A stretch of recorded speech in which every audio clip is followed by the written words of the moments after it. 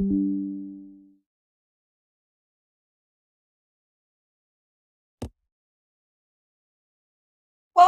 to the Foul Play YouTube channel. Oh, there. Thank you very much there. Fantastic introduction. And look, guys, welcome. It's great to be back. And it's great to continue our new podcast series entitled Reading with the Crew. And we must have done something right because we're back for part number 2. And all of us on the Foul Play team would like to thank you, all of you guys. Thank you so much. This was a new podcast series. We really didn't know how it was going to go, but I think all of you will agree that Neverly did a really great job with the reading and a fantastic little project. And we want to thank each one of you guys because you've enjoyed it, obviously. Our first podcast got over 1,000 views, and that's awesome and fantastic. I think all of us here on the Foul Play team agree that John Ferak's book is a really, really good one. And the chapter that we're reading at the moment, chapter 29, entitled Bobby's Garage, is very topical and extremely controversial as well. For those of you who've been following our reading of Kathleen Zellner's latest filing, you can see that there is a lot of relevancy in the chapter that we're reading at the moment, and there'll be others as well. Well, look, guys, I'd like to welcome every one of you in chat. And who have we got in chat? Well, we've got Clive, we've got TTM Fangirl, we've got Pete Moss, we've got Angie Dickinson, Jaznaz Gaming, we got Master Cedar. I hope I got that one right. We got JD. We've got Dark Side of the Moon. We've got TJ Anderson. There's a cheeky lad. We've got Galataki. Jack61, do you know this person? And do we need to be careful of them? I want all mods watching Galataki. Red alert. Correct. We've also got Rhonda SD. Who else we got? Here's another troublemaker. We've got T1. T1's in the house. We've got Nan's Life 7. And we've got Carol. I think I've covered everyone. We've got Mystic Jinx as well. She's popping in. We've got Ronald, Cass as well. And if I've missed out on anybody, please forgive me. But thank you so much. It's really heartwarming that you join us in this podcast series. And I'm not going to waste any more time. I'm Dr. Silkman, and I'm a confessed mammaholic. But one more final point. If you're from Australia, a happy Father's Day. Now, I know that in Australia we do things different to the rest of the people around the world, and today is indeed Father's Day. Let's hope all the fathers out there can put up their feet and have a lovely day today. So, guys, first of all, I want to say thank you so much. All of us from the Foul Play team are really stoked that we have over 2,000 subscribers now.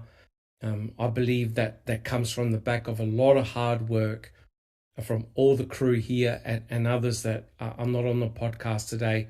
We are truly blessed. We have a great Foul Play team. We're all different. We all don't agree with each other. I think the only thing we're not allowed to talk about, Jack61 and the rest of the crew, no two Ravs. We don't talk about... And pineapple on pizza. And pineapple on pizza. Yes, I got voted down on that. Too polarizing. Correct. So if you do enjoy our podcast series, please subscribe to our channel and give us a thumbs up. So guys, so that we don't waste any time and we can get on with the podcast, what I'd like to do is a quick introduction to the crew. First of all, I'd like to welcome Jack61.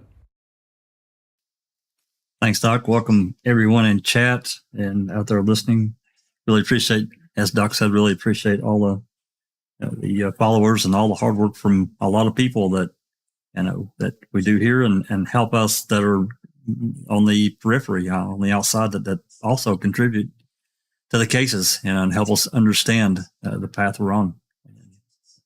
So let's get to it. Excellent. Thank you so much, Jack61. And next we have Neverly. Welcome, Hello, Neverly. Dr. Silkman. Hello, Jack, Rhonda, and Cherie.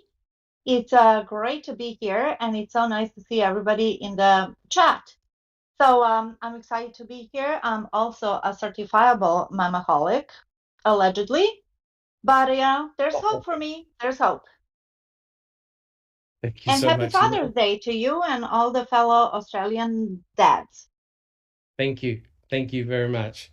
And next we have I Don't Recall. Hi, everybody, and welcome to Reading with the Crew. Thank you so much. And are you a mamaholic as well? I don't recall. I am.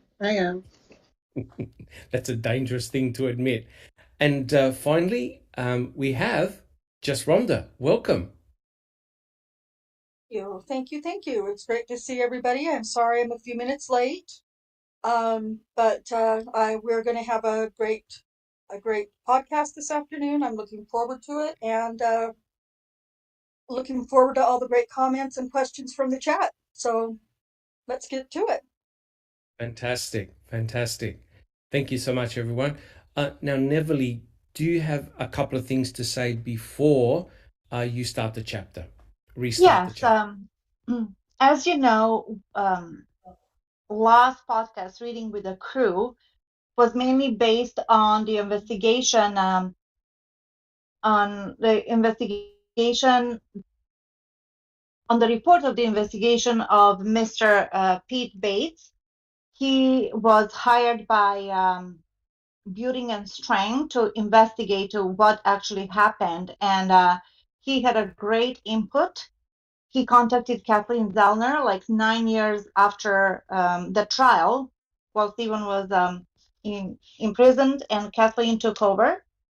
So just to let you know, I don't know if everybody's aware that Mr. Bates actually had passed away, and I wanted to just mention that and give him a little tribute, because I think he's done a lot of good in his life, and he is helping our boys. He was helping our boys. So just for that, he deserves a shout out of sort from Foul Play.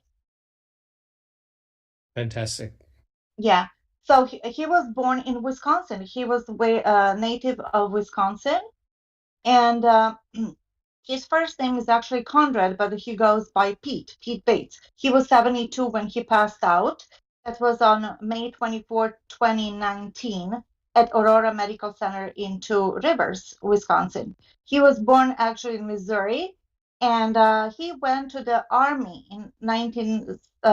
after he graduated high school in 1965. He served in the U.S. Army during the Vietnam War, where he received a Bronze Star. Then he worked as a police officer for Madison County Sheriff's Department in Illinois, and most recently, he was a private investigator in Wisconsin. While he was working with Madison County, he took a leave of absence and worked for a year and a half on investigations of the Martin Luther King assassination. So that's a huge project, obviously. That's huge. Huge. That's like equivalent to JFK almost. Yeah. And he loved history and enjoyed reading. And he really came off as a honest, straightforward guy, and that's always appreciated, especially in comparison to the other players that we've seen in Making a Murderer documentary. Awesome. So rest in peace, Pete. Yeah, awesome. And thank you so much for doing that, Neverly. One can clearly tell that he truly was a giant in this case. And it's remarkable how Kathleen Zellner's recent filing really comes from the back of his observations and his very, very hard work. It really is a pity that he didn't appear really next to Strang and Buting, because he would have had a lot to contribute. But it's very interesting, as you said, Neverly, how he was able to be very cognizant of the fact that the state's case did not make any sense, right? And it's very interesting that a lot of the things which are in Kathleen Zorna's latest filing are really from the work that he's done, the investigative work that he's done. So I think more will unfold as we continue with the chapter. And we like to welcome who we got. We got Alice. Sorry to hear that you're not well. Come on. Are you soft or something, Alice? Come on. What's a cold? Deck 61, come on. I know. No, we're tougher than that. Come on, Alice. It's all bollocks. Come on. No, I mean, get well soon. We miss you already. And I think we've had a few other additional people join us as well. Welcome, guys. All right.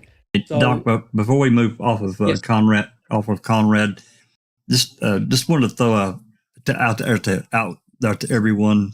Just remember the many things that he did in the case, but one specific that comes to mind for me is when he went to visit with Avery at the jail, and that jail bailiff told him, because they were going to force him to do it through the glass and get recorded, and Conrad didn't want to do that. It's like basically he basically said, well, you understand you're being surveilled no matter what, right? Yeah. He's the one who Correct. reported that to him, so just wanted to throw that out there. Yeah. No, truly amazing, and sadly missed, because he was a top tier researcher, and it sounds like he was a top tier bloke as well. Truly remarkable. He had the ability to really summarize all the major flaws that the state had in their case, and he did it so eloquently during MAM. So if you haven't seen it, check it out. All right, guys. Neverly, are you just about ready to recommence the reading? For those in chat, we're actually on page 15. So we're going to continue our reading from page 15. Sure, I'm ready. Yep. Jack, just wait a sec. Jack will put up the page for those following in chat.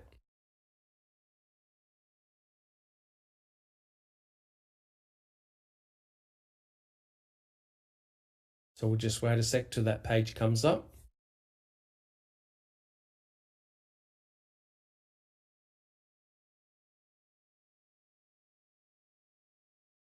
Oh, and we welcome Jeff Jones. Good to see you here.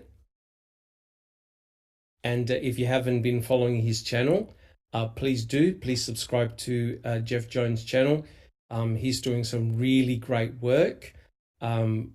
He's assembled a really interesting panel going over Making a Murderer Season 2 at the moment. And I'm sure some of those programs will be uploaded soon. And that's been really, really interesting. So we'll just wait for that slide to come up. Well, I would like also to say something about Mr. Bates again. He was Yes. from Wisconsin, and he worked there. He knew the culture. He knew the culture of the locals. And to me, that's really valuable, because he knew what's the norm there and what's not. Because we have cultural differences. It doesn't matter that we're all in the same country. Every area and kind of community has their own idiosyncrasies. So being that he was also in the police force, he knew exactly what to believe and what not to believe, and how other players behaved. And that's his value to this case.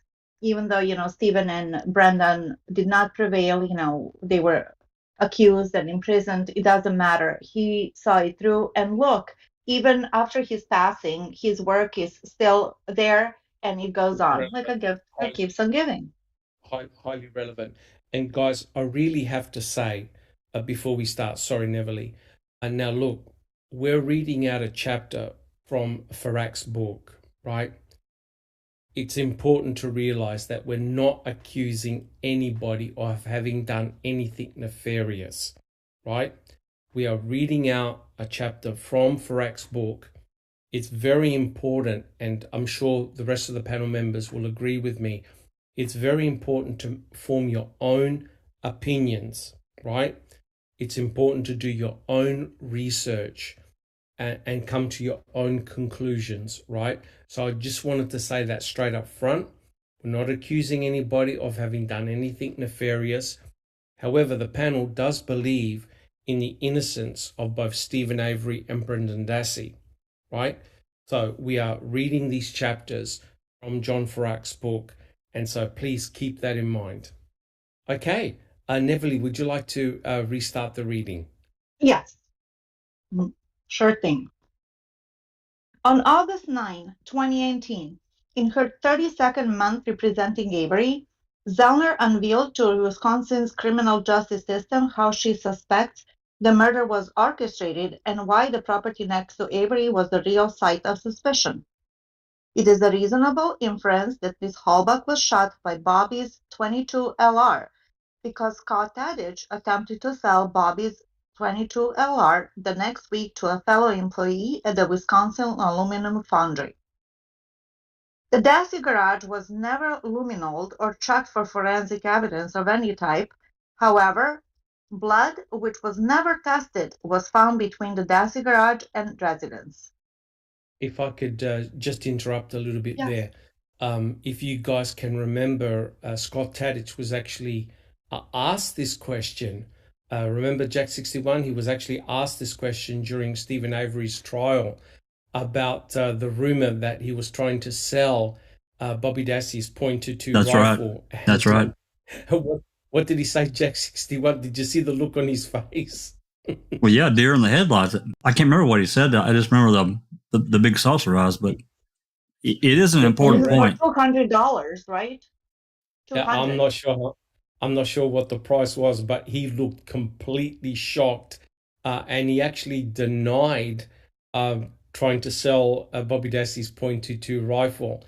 And if I could just quickly make a comment, you know that the rifle that they confiscated in the trailer, in Stephen Avery's trailer, well, that trailer actually belonged to Rollie Johnson, and both rifles, which were above Stephen Avery's bed, they also belonged to Rollie Johnson. And what is very, very interesting is the same weapon, the .22, the same model as was in Stephen Avery's trailer. Chuck and also Bobby Dassey owned the exact same model. Isn't that very interesting? But the interesting thing is that, as Jack 61 pointed out, Scott Tadich completely denied that he was trying to sell any weapon at that stage. Thank you. As far as I understand, that is a very common type of rifle, very Yes. common. And Yes. the timing is funny, should I say, quote unquote, that Tadich is selling the rifle a week after Teresa was last seen on Avery's property, on his brother-in-law, soon-to-be brother-in-law's property, and that she Correct. was shot with a .22. So the timing, if he, people buy guns, sell guns, no problem, but this timing was peculiar. The timing, yes, but according to Scott, he completely denied it. Yes. But as Jack 61 said, he looked like a deer in headlights. He truly was shocked. Oh, we have Hugh Fraser. Sorry, Neverly. As far as the victim's vehicle, Zellner argues it was backed into Bobby's garage and then it was dumped by a tree near the Michigan Dam. On Halloween, before sunset, eyewitness Paul Burdick remembers he saw the vehicle on Halloween. Witness Kevin Ramlow saw the RAV4 in the same spot over the next few days, including November 2 and 3. Kevin Ramwell. Is Yep. he the same person who knew Scott Tadich and he contacted Scott Tadich via text several times saying That's the exactly this? Yeah. that's him. That's Ramlo. That's the one that went inside the Cenex petrol Station? station, gas station, correct? And he swore that he spoke with who did he speak with again? Jack 61. Who did he tell about the RAV? What was the question again, Doc? The question was, who did Ramlo speak to in the gas Oh, station? yeah. It was, Coburn. Absolutely. Yep, Colburn. Or there was another officer, I think Fraser, I forgot his name, I have to look it up, who looked remarkably similar to Colburn at the time, same type of facial structure. Yeah. But the important point is there a report of Ramlo speaking to an officer? Nope. Do we have that report? Nope. No, we don't have that report. And also, did Scott Tadich do something about it? He said, No. I'm sick right now. I Correct. will. Yeah. Correct.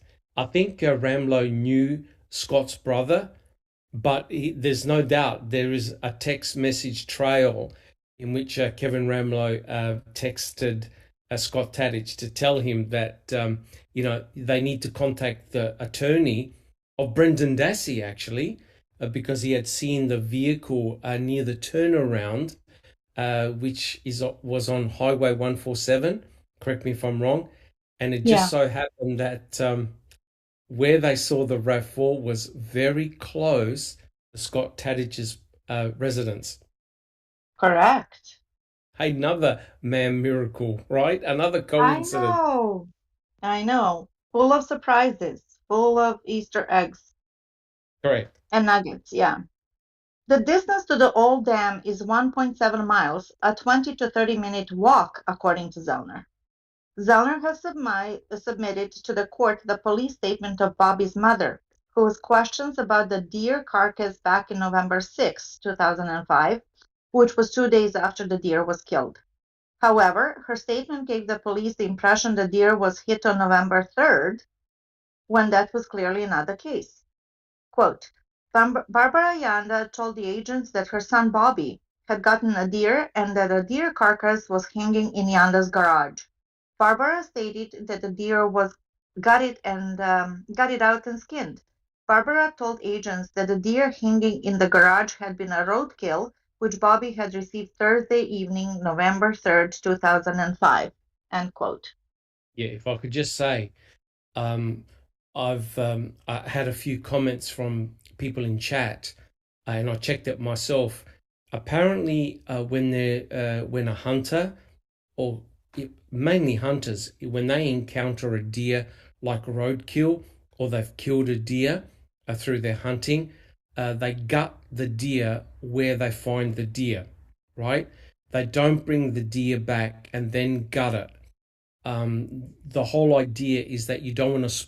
The reason for doing that is that you don't want to spoil the meat by keeping in the intestines. I know it's a disgusting topic, but just to mention, so what they do is they gut the deer where they have killed the deer or where they have found the deer. So they leave the entrails, I think, at the place where they found the deer. And what hunters have noted is that even though they gut the deer in situ, when they come back the day after, all the intestines and organs are gone, because there's wildlife that come along, wild dogs and other animals that come along and take all the insides of the deer. Jack 61, do you have a comment? Yeah, that's called field dressing. Okay. Yeah, I'm not a hunter myself. I wasn't aware of that. So it's normal. They would have gutted the deer where they found it. Bobby Dassey would have gutted the deer where they found it. But what is remarkable, guys, is that I went back to the original Stephen Avery trial testimony, and Bobby Dassey admits that he saw the deer being hit, right? He he admitted that he saw the deer being hit. Now let's think about this, right? What is the chance that he's on the road driving at whatever time he found the deer and he saw a deer being hit, right? And then he claims the deer. And allegedly, he went to a gas station because to get a tag. Right, guys? He went to a gas station to get a Yes. tag. Yeah. And sorry, Jack 61. Oh, well, that's just not how I remember the series of events happening. As I recall, Barb saw the deer getting hit, and she called Bobby and said, "Hey, I just saw this. This there's been a deer strike. Do you want this deer?" And they went back and got. After she got home, they went back and got it. Yeah, that's what I recall.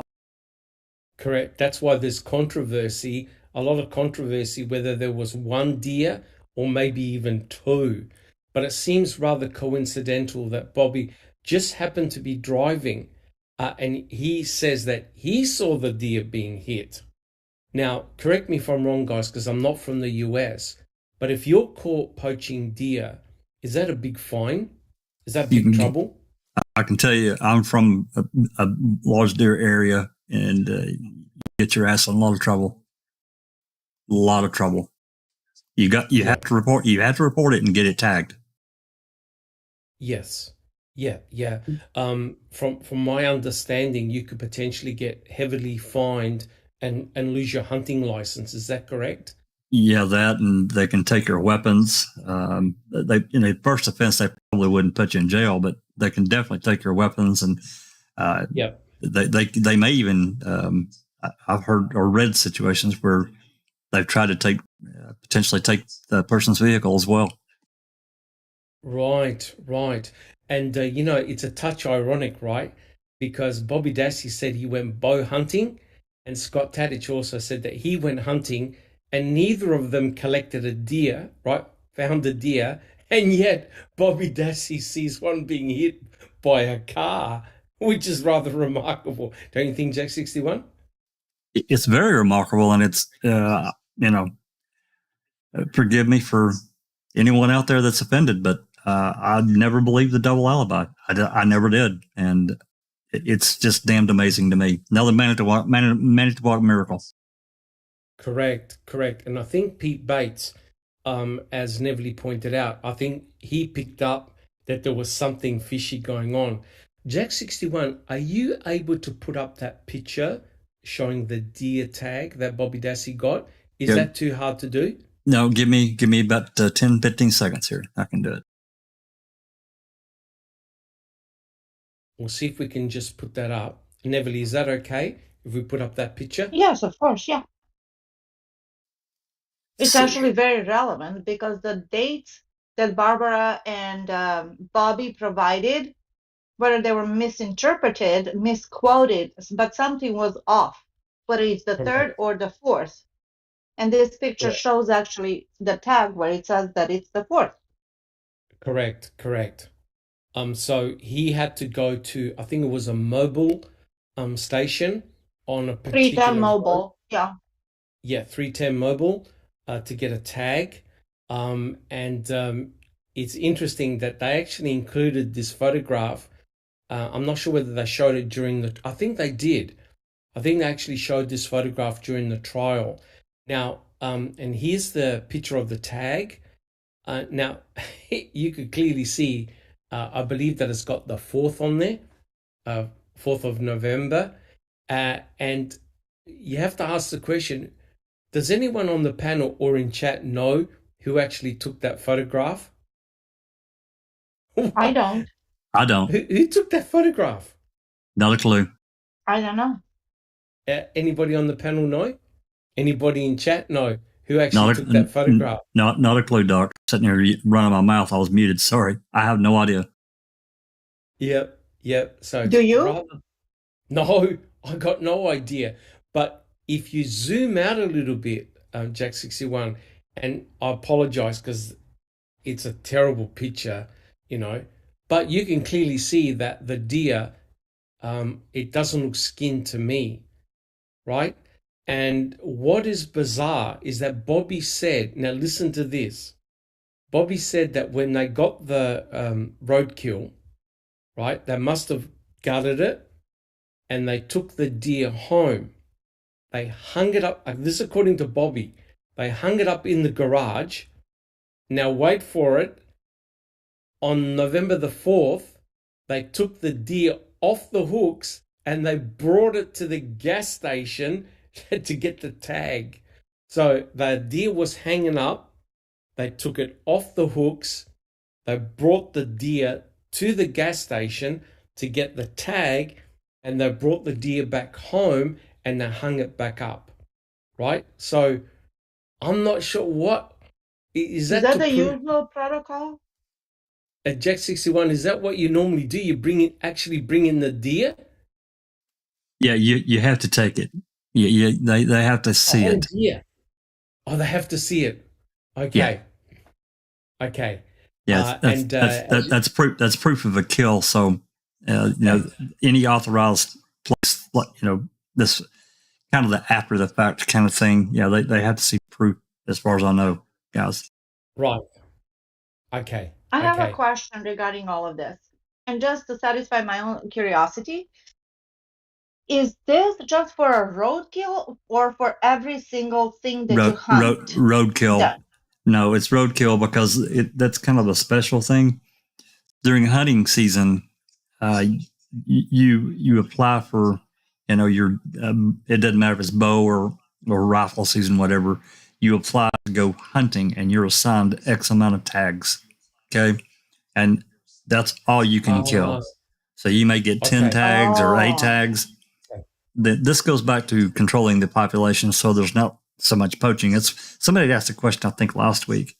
This goes to poaching and having the agency, responsible in each state for their deer population and being able to kind of keep an eye on it. Because, a lot of people eat deer meat and they won't really eat beef. They eat the more gamey kind of thing. So you have some people out there in the world that, hell, they just that's what they'd live on if if it was allowed.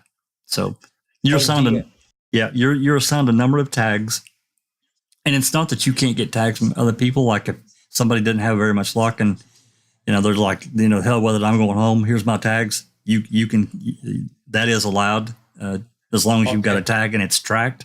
But that's typically how it happens. Yes. If I could just ask a question to the people in chat, answer yes or no if you find the whole deer story suspicious. It would be interesting to get feedback because the whole deer incident really pricked up the ears of Bates and also Kathleen Zellner. There's something weird going on with that deer, and why? Just think about the remarkable coincidence of finding a deer. Now, I don't know if you've seen the front cover of Reading with the Crew of this episode here, but you can actually see the deer hanging up, and it's been dressed, right? So all the internal organs are missing, limbs are missing, the head's missing. I'll put that up in just a second, Doc. But to add a little bit more to this particular thing here, incident, if it did happen anywhere even similar to what was being described, probably once they got the deer home and hung it up, they probably bled it, got the blood out of it. I don't know about if they dressed it at that time. They might have even went ahead and dressed and got the internal organs and stuff out. I don't know, but they definitely bled it. Right. Yeah, yes, you correct, wouldn't leave. Yeah, well, it is, but you wouldn't. You want to get that done pretty damn fast. You don't want that coagulating inside, and you're going to ruin the meat. Ruin the meat. Correct. I'll put this photo. Yeah, it's really weird because Bobby Dassey obviously must have bled out the deer or whatever because he took it down from the hooks and then brought it to the gas station to get the tag. And guys, I can't answer the question why there's blood on the tag. It covers up, I think, Bobby Dassey's name and part of the date. It's rather weird. And someone made the comment, why would you take a photograph of your own tag? Yes, that's what Never I know. was just gonna say, Dr. Silkman. When you ask who took that picture, I remember in reading, I don't know if it was last week or this chapter, maybe it's gonna come up, that it was suspicious to Pete Bates, that Bobby went through the lengths to show that he actually got a tag and a Yes. picture to prove, as a proof. You know what I Yes. mean? Is that the Yes. usual, what he does every single time he gets a roadkill? Does he take a picture of the tag? You know what I mean? I don't know. Dassey, right? So I think those little like thingies were like almost an overkill. No pun intended. Correct. That was a good one, Yeah. actually. But I've got no idea. I've never seen any other picture of another tag like that. But it seems like he went out of his way to take a picture of that particular Mm-hmm. tag. I can tell you, If it's damn peculiar. I can tell you that for sure. It is yeah, just a little bit too much. if he actually took that picture himself. But what is interesting, and I'll say this because when Calumet, I think when the investigators did a walk around, when they went to the property with the video camera, if you could remember, I'm not sure whether it's ODog. Someone has actually got those videos uploaded of the walkthroughs. And what's remarkable, Jack 61, if you can you make that picture bigger of the deer? There's a couple of very, very interesting things. When they walked into the garage and they videotaped it, right, you can actually see images of the deer hung up and it's been skinned, right?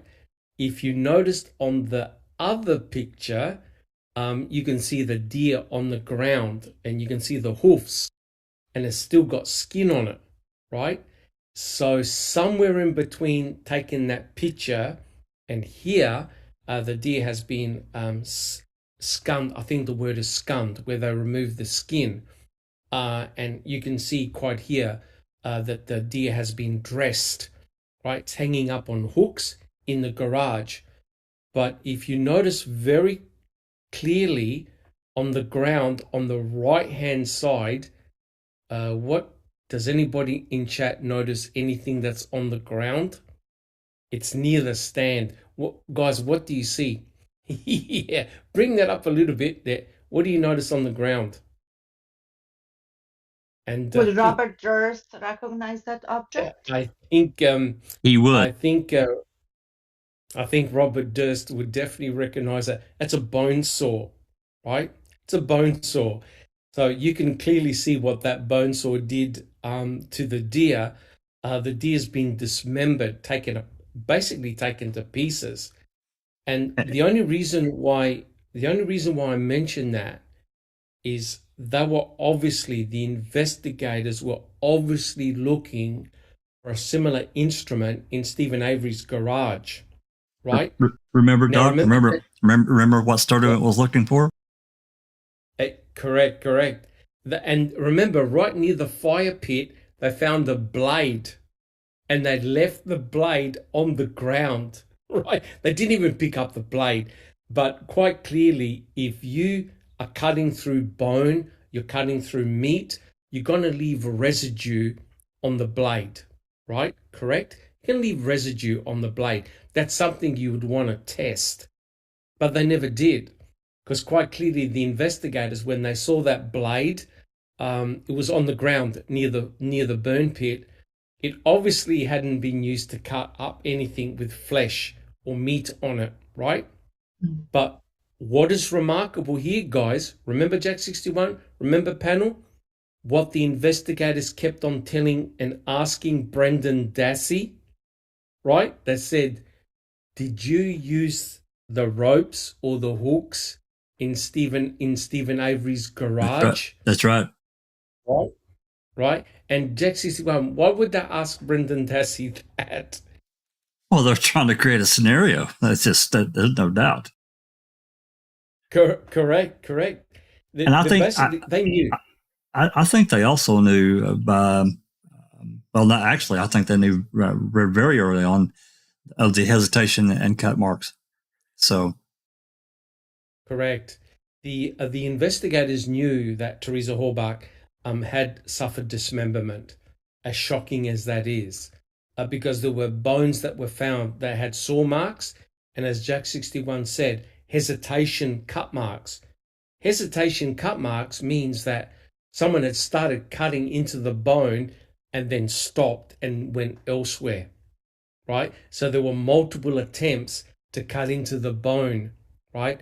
And those bone fragments were the same size as the other bone fragments, and they were burnt as well.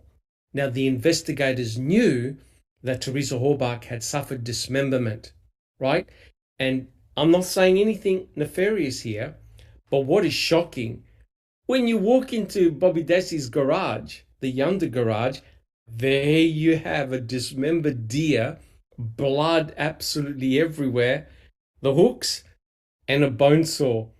And believe it or not, tell me, Neverly, did the investigators actually check any of the blood in the No, Dassey garage? they didn't do a thing. So the prosecution star witness got lucky, I guess, because he had blood, he had a deer hanging that could be interpreted as a cover up for something more, as you would say, Dr. Silkman, nefarious going on. There's hooks, Yes. there's ropes, there's hill kit, and yeah, but So nothing ever happened to him. They took Stephen when they found nothing. correct. So what I'm getting at, and again, I'm not pointing the fingers at anyone, No, we're but just all discussing this. correct, but all the instruments to dismember a human being were right there in that garage. Well, it Right? must be an opposite day in Wisconsin. So if you find that in somebody's garage, you go to the garage next door when there's nothing. Correct. So when they went over to Stephen's garage, there was no evidence of any form of violence or any form of dismemberment, right? Now, I'm not saying anything. I'm just saying it's rather bizarre that the investigators never checked any further in Bobby Dassey's garage. That's all I'm saying. Yeah, all they All right. found Well, all they found in Stephen's garage was a few spots of blood where when he had cut his fingers days earlier. That's it. Correct. And when Sheree Cohane did the DNA analysis, the only blood she found was of Stephen's, nobody else's, right? So it's rather bizarre that here we have an incredible scene. Now, I'm not from Wisconsin. I'm not a hunter. This is probably normal in a hunter's garage, right? They dress deer all the time. That's no big deal. But no one bothered to luminol or check for blood or anything. So, guys in chat and on the panel, can you tell the difference between deer blood and human blood? Can you tell? No, nope. No. you cannot. So, if you were going to potentially disguise a bloody crime scene, what would you use to disguise that crime scene, guys? What would you use? Just hang a deer up and make it look like it's a deer kill. And hey, we're good to go. No one checks us nothing. Correct. And if you've got blood on the ground and you mix it with deer blood, no one's going to be the wiser. And if investigators come in and see a bucket of blood and a headless deer hanging up, they'll just say, well, they just dressed a deer. Let's move on. And But they that's exactly sure were interested in those leopard or pink fuzzy fake the handcuffs. whatever Correct. handcuffs. Yeah, they were like $2.99 for 2 sets. Yeah, Correct. they were Correct. really interested in that, and they even wanted to rule out Mama Avery from that. But deer in the Yes. garage with all the tools and blood, no problem. No, and they didn't do any checking either. No. And guys, I'd like to welcome Anthony Hills and also Cherie Lynn Pontillo. Welcome to the podcast. All right, guys. Hey. Before we move on, I just have to say, more I'm sitting here thinking about this. Why would you take a photo of a deer tag? Why would you do it? Exactly. I'm not sure. It's And also, really strange. Yes. And also, I'd like to welcome Barb. Barb is in chat. And look, any information that you can provide us is most appreciated, right? And Barb, we also understand that this is not easy for you, but please also understand from us as researchers, we're reading out these chapters. We're not drawing any conclusions here. We're just reading it as it is. And thank you for joining us in chat. Right, guys? Absolutely. We all feel Absolutely. the same. Absolutely. It's definitely not easy for you, Barb. We totally understand. But from a research point of view, we're looking at this objectively, and we're reading it as it is. And of course, we welcome all your comments as well, Barb. Thank you so much. Neverly, would you like to continue reading? Yes, Jack, and Yeah, give me Sorry, just Neville. 1 second. it's okay. It's okay. We're merely discussing the book, the findings, and going over Zellner's. We went over Zellner's latest filing as well. So we are just dealing with that like we would any other case. So there's nothing personal over here, nor we're expressing our own opinions. Correct. And Barb, we all welcome your comments. You're free to talk about anything that Absolutely. you want.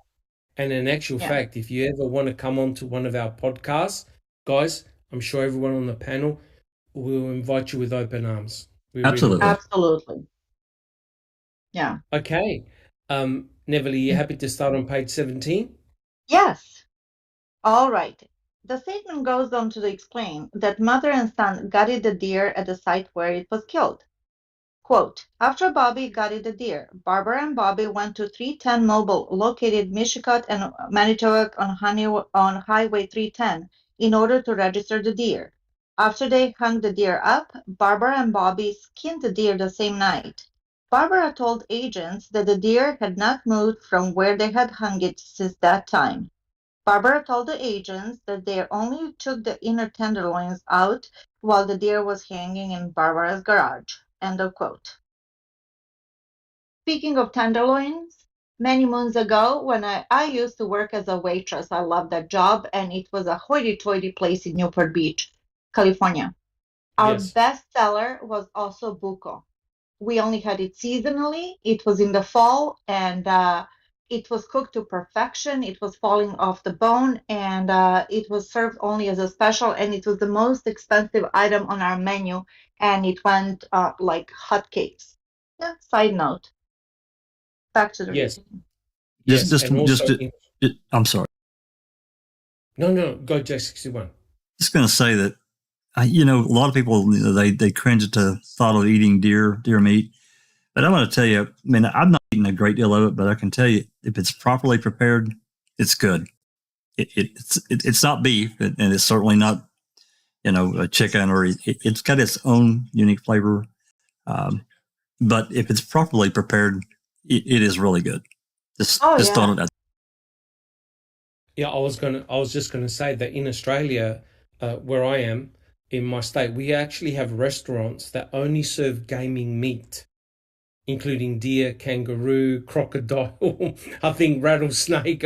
Also, it's just amazing. They only sell gaming meat in their restaurant, and you can't get a spot. It's always booked out. But to me, I like beef. I like chicken. I couldn't handle anything, and Bambi? You couldn't handle Bambi? the mere thought of eating Bambi or kangaroo, I just couldn't do it. But allegedly, the meat is beautiful. Yeah. The meat is beautiful. Correct. Yeah. Correct. All right.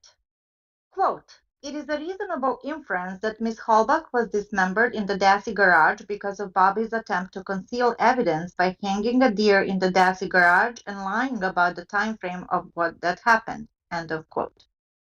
On Halloween, the victim's body was put into one of the Dassey family burn barrels and taken over to the Manitoba County gravel pit after dark, Zellner believes. The gravel pit is massive and it's bordered by other gravel pits. Now, Do we want to? Yeah, Neverly. Okay. I just want to say, Jack 61, do you have that picture of the Avery salvage yard, that photograph showing the surrounding properties as well? We'll just, do you have that one? He's muted. Yeah. I'm sorry. Yeah, I'm sitting there running my mouth, muted again. Give me just. I'm gonna stay unmuted for a minute. Give me just about 10 seconds so I can get it pulled up. No worries. Yeah. That picture that we're just going to show is of Stephen Avery, actually the Avery salvage yard, in comparison to all the gravel pits around it, Manitowoc and also the Redont. And just remember, you guys, 40 acres is a lot. That's a big property. But then when you see it, how actually it's small in comparison to the other ones, it's kind of mind-boggling. Correct. You know, and then with ever since 2015 or 16, you know, we all read all kinds of theories and, you know, ideas and whatnot. But it kind of makes sense that somebody would like to get rid of the Avery salvage yard altogether. It was a competitor to the, what's the name of Herman Brother towing company? Yes, correct. Right? And then I Yes. also heard that there's some lots of minerals on the salvage yard, so that would be a good place for mining. Plus, they hated the Averys anyway, so it would be a perfect, you know, way to get rid of them altogether, which is so disgusting. Correct. That you made some very good points there, Neverly. Now, guys in chat and on the panel, you can see here, I think there's a very impressive photograph, aerial photograph, showing the Avery salvage site or Avery salvage yard with respect to the surrounding properties. The thing that is very impressive that you find here is that it's odd, right? It's a very odd property, as Neverly alluded to. It's a junkyard in the middle of nowhere with, I think around about at that time, there was about 3,000 or 4,000 junked vehicles. And what you find impressive here, yeah, it's a huge number of cars. But what you find impressive here is that around the junkyard, you find a lot of quarries, okay? It's actually surrounded by quarries or open fields. I think some of the farmers plant corn because there was a cornfield between the salvage yard and Cuss Road. But the other thing that you see is the massive number of quarries which are around. And there's also dense forest area with lots of trees, etc., etc. It's the perfect place to kill someone. And no one's going to see you at all because you're literally in the middle of nowhere, right? It's isolated. And as Neverly said, yeah, look, I reckon there would have been a lot of pressure on the Avery family to sell the property because remember, there was also a big wind farm project. Remember, yes. Jack? That's right. There was that where the salvage site is, it's a high wind area. And what they wanted to do, there was a talk about putting wind turbines on that property to generate electricity. And there's some photographs that you can see where a lot of the turbines are disassembled and they're in that quarry type of area, right? Because they do mapping studies, wind analysis, and the Avery salvage site just happened to be a perfect spot to put the wind turbines, right? But of course, the other important thing about that property was that there's, as Neverly said, there's a lot of minerals for mining, right? And as you can see, if you look at modern day pictures now surrounding the salvage site, you can see that there's many more open cut mining areas, quarries all around the property, and the salvage site is the only thing that's odd, right? So potentially there could have been a land grab that wanted the Avery salvage site to move, and I'm sure Redont or some other company would have bought the property and reworked it for mining and stuff like that, for minerals. So it's very, very interesting. But also take note, Kathleen Zellner and her research team have shown the location where cremains, human cut burnt bones, have been found, right, as debris piles in the Manitowoc County gravel pit. This is going to become very, very interesting later on in this chapter. And what you can see here, guys, where they found those cremains is nowhere near Stephen Avery's burn pit, right? They were off the property a long way away. And Jack 61, weren't there a lot of police phone calls talking about expanding the crime scene and getting all these pail buckets full of bones? That's right. And Simple called on November 9th, well after everything was going on the 7th and 8th, about what all they had found in the quarry, and him requesting 40 to 60 additional officers to scour and search the gravel pit quarry area. Absolutely. Correct. And that's extremely damaging, guys, when you see pictures like this, because it completely destroys the state's case. Now, Dr. Eisenberg, the state's forensic anthropologist, according to her, she had looked at all the cremains, all of them, and her conclusion was that there was just one victim, not two or three, but one victim. And what is disturbing, guys, did they actually find the entire skeletal remains of Teresa Horbach? No. No. Right, a large proportion of her skeletal remains, they're missing. No one knows where they are, right? And it's hard to, I know when a human body is cremated, you might get some bone turning to ash, but not 60%. No, I'm sorry, not 60%. So for some bizarre reason, part of her cremains, no one knows where they are, right? Yeah. And there's teeth missing. There's a lot of components which are missing. Can't forget about finding Item CX over here, the blood that was never identified. They got a full profile. Correct. So item CX was blood that was found in the quarry. That belongs to a male. It's not a Dassey, it's not an Avery. They do not know who it belongs to. And it just so happened to be in sort of like the same type of general area where the RAV4 was found, and also where the cremains were found further down. I'm not sure whether they've run CX through CODIS, but yeah, that's another one that the investigators never really thoroughly checked out.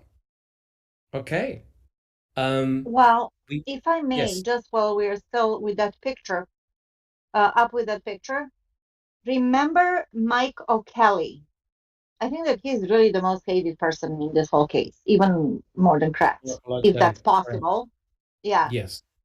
Mike O'Kelly said when he wrote that email, and when he said that the Averys are a one-branch tree, they're, what do you say, inbreds or whatever, Right. just awful things, just fucking awful things about this family. And who is he, first of all, to say something? And you know how he was crying because of the ribbons in front of the church or Crying whatever. because he's crying, got caught. Of God, yeah, exactly. He got caught out. You wouldn't be talking like this, you creep. Yeah. Oh, I lost my nerves. Sorry about that. And all the farmers, they're Catholics and they're organized and, structured and whatever. And they just hated these people. And it really pisses me off. That's correct. I remember seeing that in MAM, and I'm sure everyone in chat, everyone on the panel was completely shocked and disgusted. And also when they did the later interviews post-conviction, when they got Kaczynski and O'Kelly on the stand, and also Ken Kratz and others, that's where we discovered, and I remember seeing Barb there as well with Brendan, just a shock look on their faces to realize that Kaczynski and O'Kelly were actually working for the state. Yes. They weren't working for the client Brendan. They were actually working for King Kratz, and that truly was a game changer. It was a shocker. It was planned. There was no doubt it was planned. And I said it last week. Definitely. I probably said it 2 or 3 times last week. Why Fox did not correct that in 2010 is highly questionable to me, because if he actually knew everything that we found out in the 2010 hearings, if he knew in 2007, he needs to be ran off the bench and his cases need to be looked at. That is mind blowing. Yeah. Correct. How is that not ineffective counsel? You know what I mean? Yeah, they didn't even get a slap on the wrist. Right? Nothing. He became a judge. According to the judge, they did nothing wrong. So yeah. There you go. All right.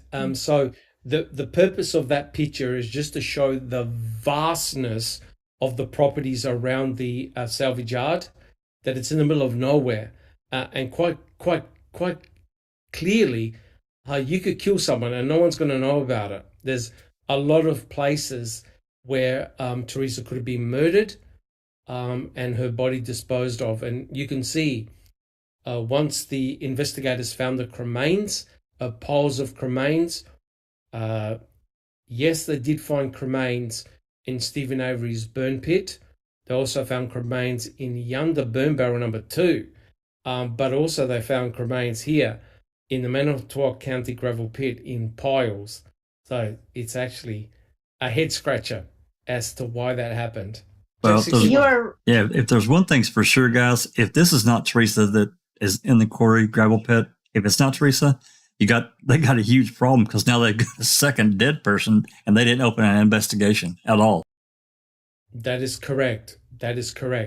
And that's why, guys, to me, this is the greatest mystery as to why they wouldn't want to test, especially the pelvic bone that was found in one of the gravel pit piles. Why they wouldn't want to test the pelvic bone to prove that it was Teresa Hallbach. And, it would damage the state's case, wouldn't it? It would damage the state's case. One, if it belonged to another victim, what the hell are they doing there? And B, if it was Teresa Hallbach, how's the state going to explain why part of her pelvis is in the burn pit and the other part of her pelvis is all the way in the Manitowoc County gravel pit? That doesn't make no sense, right? Well, most of the cremains were not found on Stephen's in Stephen's property, in his burn pit. Burn pit, whatever they called the burn pit. They made a pit. It was a burn area. It was a small burn area, and it wasn't a pit until they dug it out with a skid steer. So there's pictures, right, Jack? Pictures and pictures of finally when they came out. That's right. All these buckets of bones. So they have a majority of that completely away. And if you look at this picture, you see the red pointers. That's where the majority of the bones were found. And Kathleen Zellner talks about that. And also, Jack, if you could back me up on this one, there were phone calls. Remember when they had to expand the search for 2 miles away from Stevens Avery? The dogs led them off of the dogs spent more time off of the Avery salvage yard than they did on it, down in these other areas down. And my favorite phone call, Jack, remember Pagel? Totally giddy, like a 12-year-old girl. That's right. Saying everything paid off. And when he was asked, so boss, I heard that they found body parts, and he goes, oh yeah, and much more. Blood on the key, and he goes, everything paid off. That's what right. in the world paid off? What paid off? Correct. 100%. Yeah. And 100% finding correct. possibly another person's remains, boy, that was such a big trouble, because why? Yes, it would collapse the state's narrative that Stephen did it, and they needed to get Stephen then and there. Then Correct. and there. Yeah. So they suppressed, they pushed everything under the rug. They manipulated, lied. They documented or didn't document. They documented what didn't happen, and they didn't document what happened. They Correct. made a narrative, totally invented. Yeah, to They get Stephen invented a on what? narrative. On nothing. Yeah. They invented a narrative. 100% correct. Jack 61, do you have a comment? Yeah, just briefly, we're talking about this, and I wanted to throw it in, not to detract from the book, but you see Stephen. I've got it zoomed in here. You see Stephen Avery's trailer, little area there, and then if you go straight left, you move over to Cuss Road, that area over here, and the burial, the clandestine burial site. Remember the dates, correct. And I know everyone here knows it, but for anyone out there that's new. On November 7th, this clandestine burial site was found. And we know per Fallon's reply to Muting and String, they found bones Correct. here. They found bones here on the 7th. All of a sudden, we check back over here to the 8th. Officer Jason Joss from the MTSO found some bone outside of this little burn area behind Stevens' garage. Everything happened. This bonanza day happened on the 8th, at Stevens and Avery Salvage Yard, after they found this shit down here on the Cuss Road. Just want to point that out. Correct. And the other important point is that there are dog tracks that go along that area there. And there are dog tracks which are mainly off the property, not on the property. That's right. And as you can see, as Jack 61 pointed out, there is a straight line between the Avery Salvage Yard and Cuss Road. A straight line. You can go across back. You can't now because there's a quarry there. But back then in 2005, you can literally drive across that cornfield. That's there's right. A track. Right, and Stephen Avery used to always say that Redont used to drive across. He took a shortcut to get to Avery, to get to maybe to Highway 147.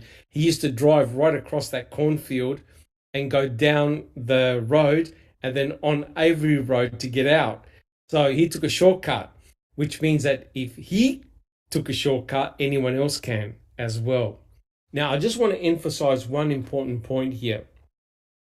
And that Kathleen Zellner has not mentioned planting by law enforcement, right? She's pointed the finger at Bobby Dassey. And we know the reason why she's done that. Because if she points the finger at law enforcement as being the planters, Jack 61, Neverly, or whoever, what do you think's going to happen to her filing, her new motion? File 13. Yep. Yeah, probably straight in the rubbish bin. Zellner, exactly. Yeah, probably straight in the rubbish bin. So, but the point I want to emphasize here, guys, is that it was very easy to navigate between Cuss Road and the Avery Salvage Yard. And under the cover of darkness, no one's going to see you going down that cornfield and vice versa. All right. And just once again, that the whole point of Zellner's latest filing is not to identify the actual killer. Correct. Nope. So actually, even if she did say, okay, this is the killer, she needs to follow the procedure. And she needs to do exactly what I told her last time. So this time, in order to help her client, Stephen, she just wanted to show a Denny, a viable Denny with those 3 prongs, means, a motive, and opportunity, right? Correct. For the other potential suspects that the police did not investigate, whether on purpose or whatever we want to talk about it. So, correct. In other words, it really doesn't mean that Zellner thinks that Bobby is the actual killer. It just shows that Stephen didn't do it, and there could have been somebody else. Right? Correct. Right. Okay. So she has to go for the logical Denny suspect. She can't. And she needs to check off those points. Correct. For a viable Denny suspect. Yeah. Correct. She can't go pointing to the police because you know what happened with Stephen's trial. when he pointed at Lenk and Colburn as being planters of forensic evidence. It ended up being a disaster. Jack 61. Yeah, they called in the FBI to help their case out and get backing from them. Correct. And another important point, as referenced in the chat, is that you will not find a coroner at the salvage site. You're not going to find a forensic anthropologist anywhere else. So Dr. Leslie Eisenberg, who was a state's forensic anthropologist who examined all the cremains, she never set foot on the salvage yard or anywhere else. She was reliant on what was given to her. Yep. Okay? So it's truly disgusting that when they found cremains, did they actually ring up Deborah Kakic, guys? No. Did they actually? Oh, hell no. No. Right.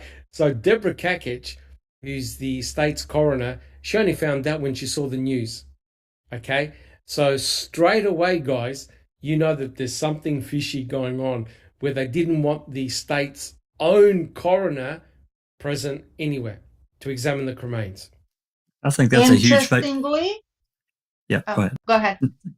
I was just gonna say I think it was a huge failing, and we mentioned it last week, that they didn't take any photos in situ of what all of these different officers and special agents said they found in the burn area. No photos, nothing. Yeah, that's what I'm saying. They documented what they just said that they found, right? No pictures to back it up. So I could say I found an alien, there, as Kaczynski would say, and document it, and then you have to prove that it didn't happen. That's right? Correct. That's correct. Yeah. Now, just very quickly, look, to be fair, the state's coroner should not have been there if you're following the rules. Now, that also applies to Bushman and every other MTSO officer that was there, correct? If you can't have the coroner there, and the coroner's got no skin in the game, the coroner doesn't just go there to kick a body. The coroner goes there to examine all the cremains where they're found, do a proper gridding, take in situ photographs, and devise a story, what happened, right? Because it's obviously a murder, right? None of that was done. Now, if your argument is, look, you can't have the state coroner there because she's, part of the MTSO. Deborah Kakic had no skin in the game. She didn't even know who Stephen Avery was, never was involved with him.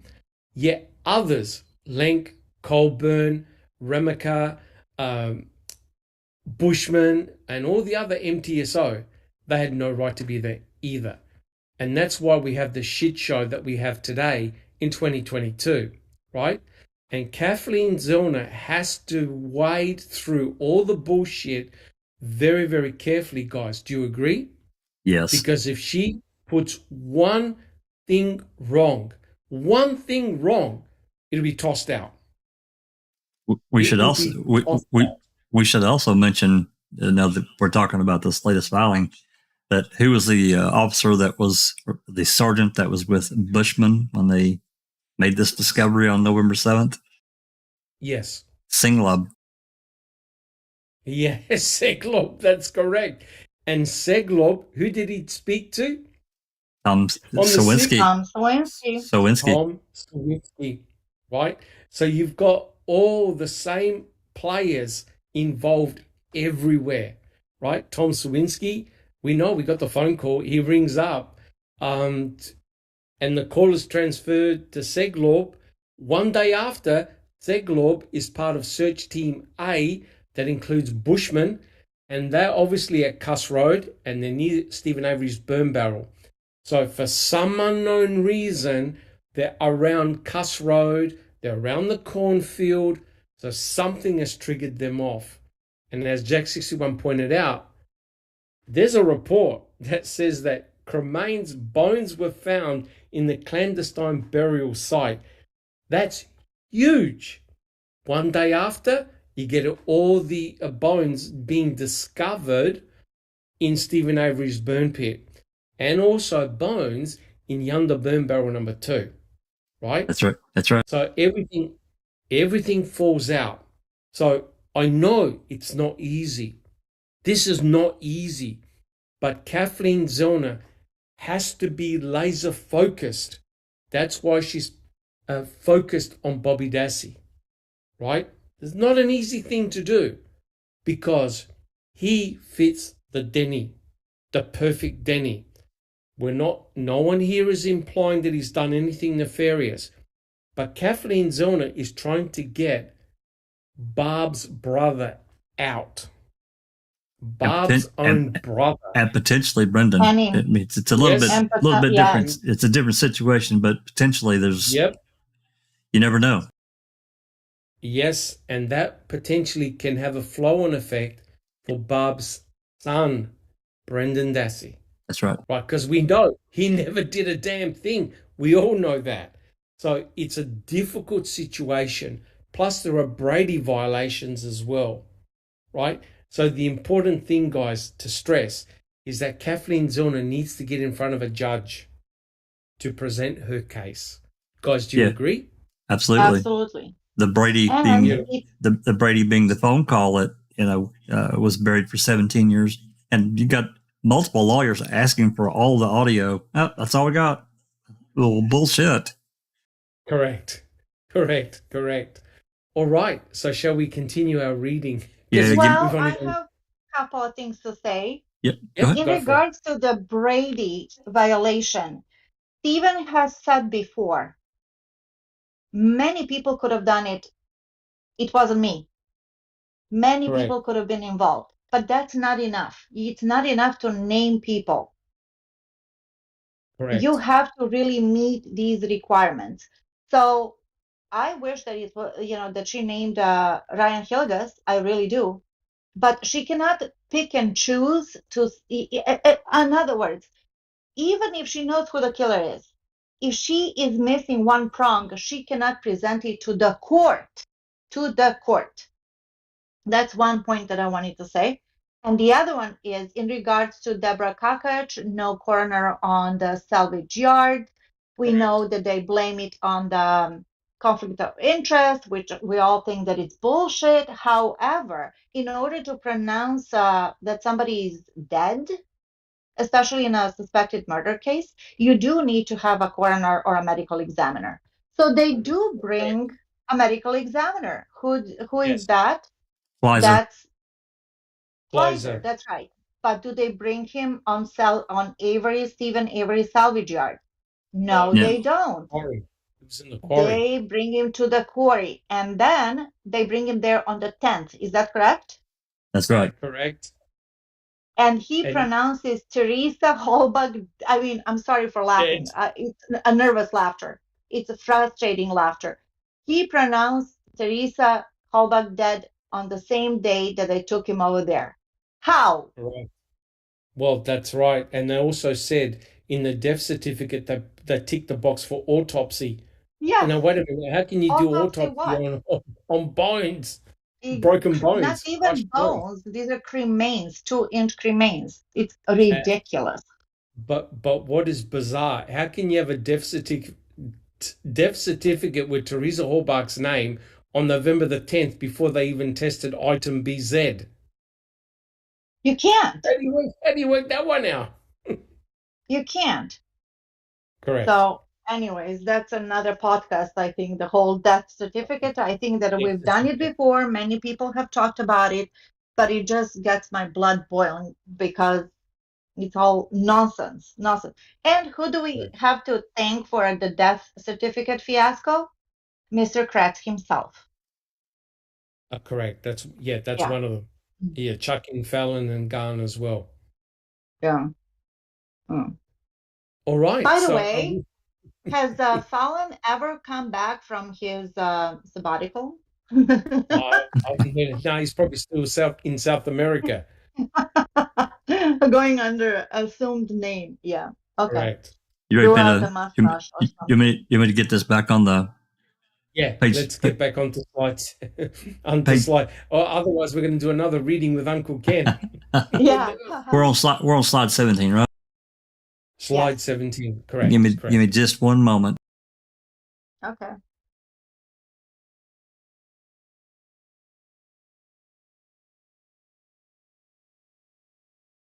Our lovely ladies are very quiet.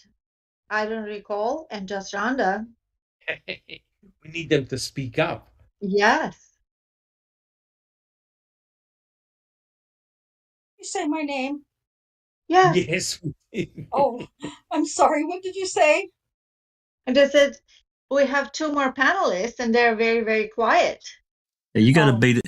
You have to beat us down because we get ramped up and. Yeah. No beatings necessary. Well, maybe Yeah. for you, Jack. Hey.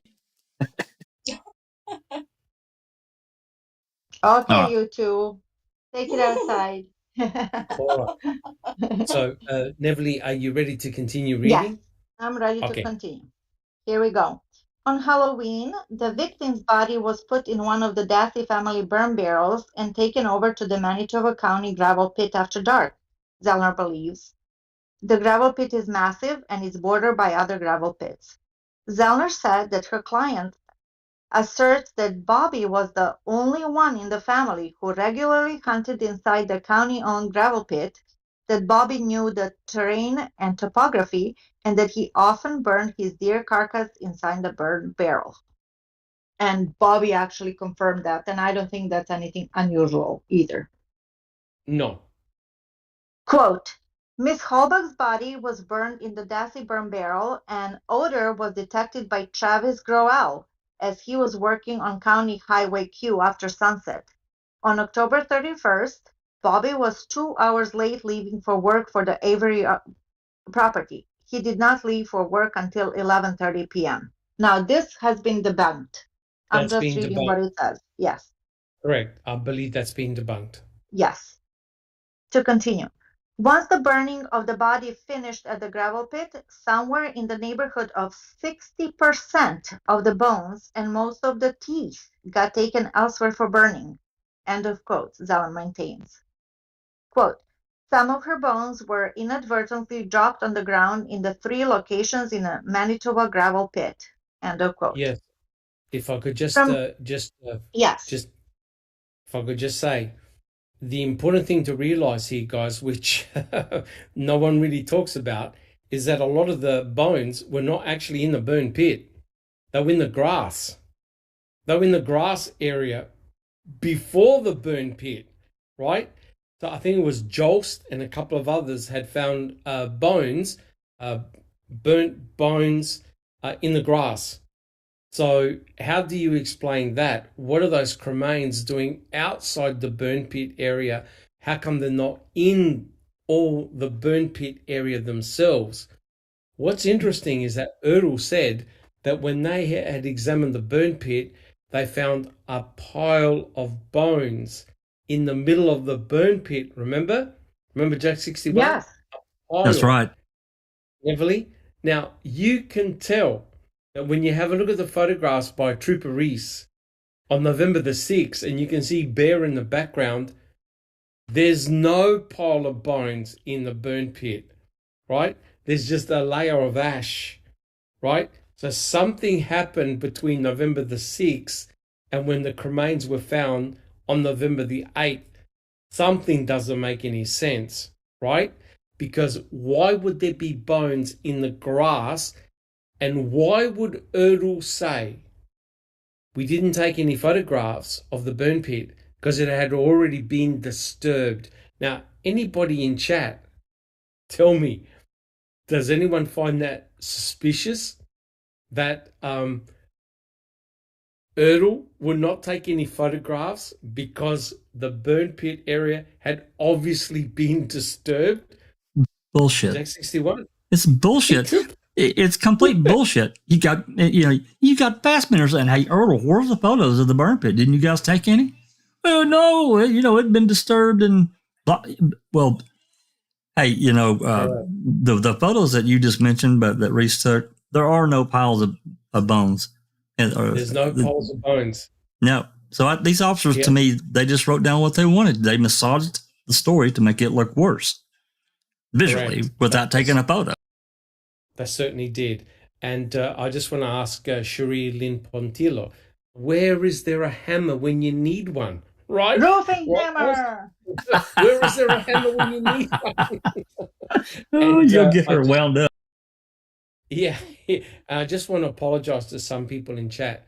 Look, guys, sometimes we do miss questions because the rate of the chat goes really, really quick. And our lovely Alice, who's decided that a simple cold has defeated her, Alice normally goes through the questions and reads them out. So I do apologize if we've missed anybody.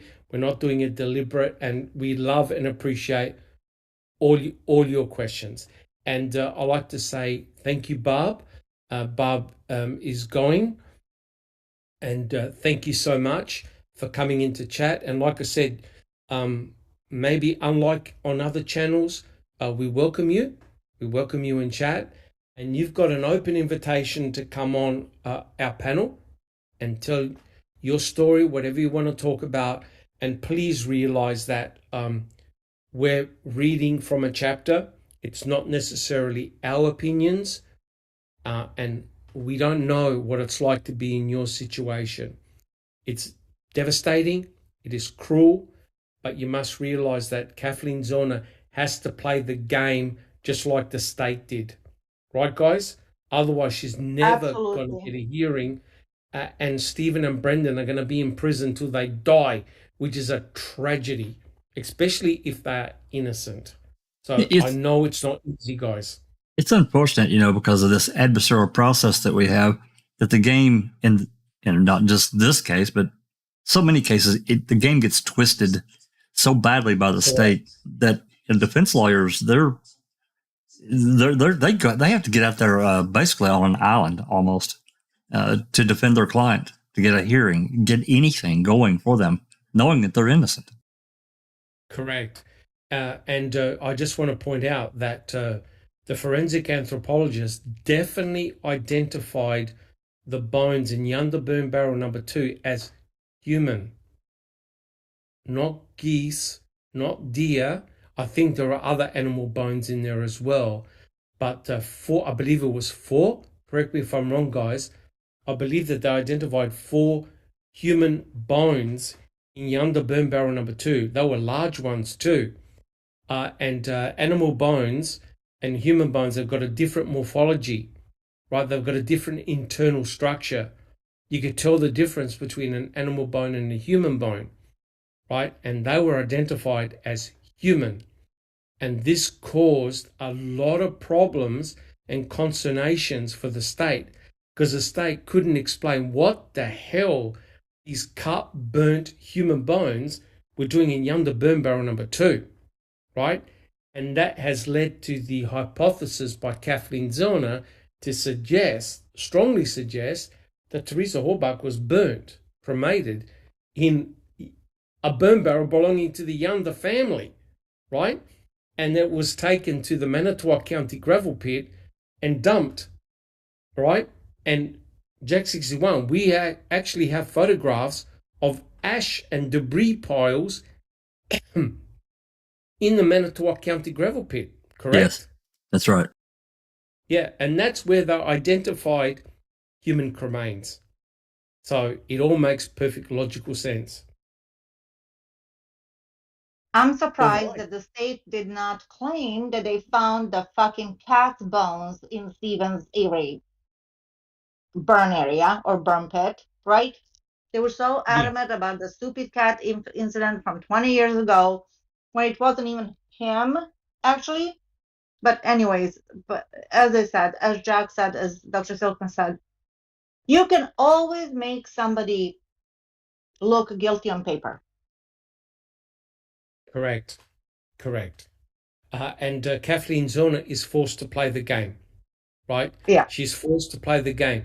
If you do not present a viable Denny or Brady violations, you're not going to even get your foot in the door. So, Well, that's why actually the judge said, okay, he cannot even bring up a Denny because he didn't at the time. So then correct. They actually said, okay, then we're not going to be even talking about a Denny. That's correct. In the beginning, they couldn't come up with a direct connection, I think. That's correct. Yeah. That's 100% correct until Tom Sawinski came forward. But Yeah. now you've got a direct connection with Bobby Dassey and the victim's vehicle, right? Yeah. I'm not saying that happened, but Yeah. Seglob knows he Mhm. must know what Tom Sawinski told him on November the 6th. That's one day after the vehicle was found. You can't say 3 months, a year, 5 years. It's Yeah. one day, literally, after the RAV4 was found on the salvage yard. Yeah.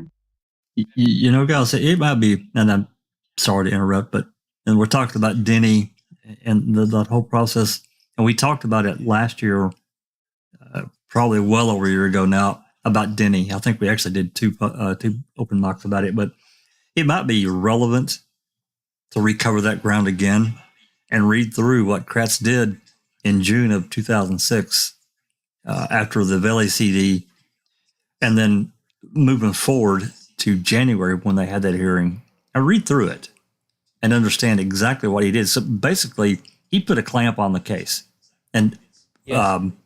Willis allowed it. So the defense was hamstrung. So maybe it's a timely thing to go over that again. Just say.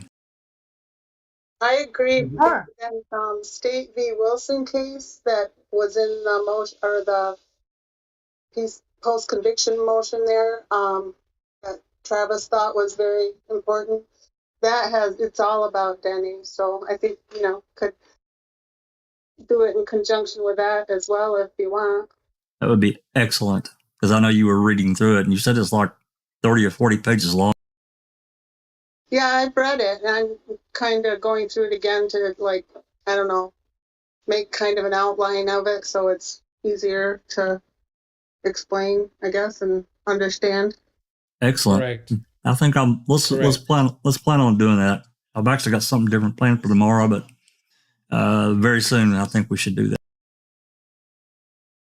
Correct. And as you alluded to, Stephen Avery's defense team could not mention any third-party Denny's except Brendan Dassey. Yeah. Right? They were hamstrung.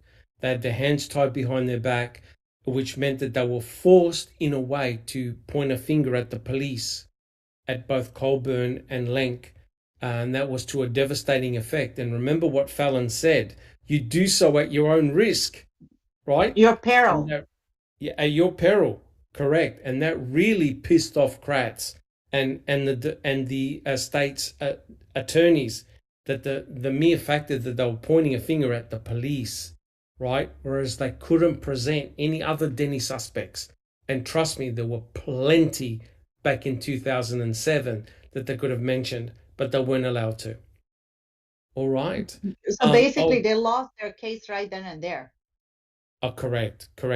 And someone in chat, I think it was Hugh, talked about the smelter. They actually had 2 smelters on the property, the Stephen Avery property, and they checked the smelters.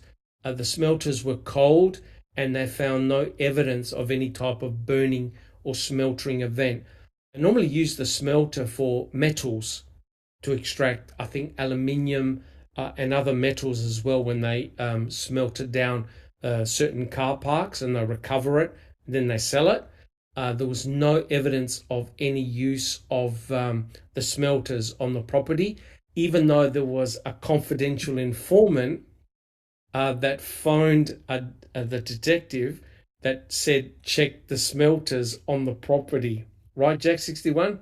Right, guys? Yes. Yeah. And do we know who the confidential informant was? I think so. Kim Ducat. Hey, Kim Ducat, correct. Which is Stephen's cousin, phoned up the one of the detectives and one of the counties and said, yeah, you better check the smelters. Although what is interesting is that where did Scott Tadich work at? At Aluminum Foundry. And do they have a smelter there? Yes, they did. Huge ones. Yeah.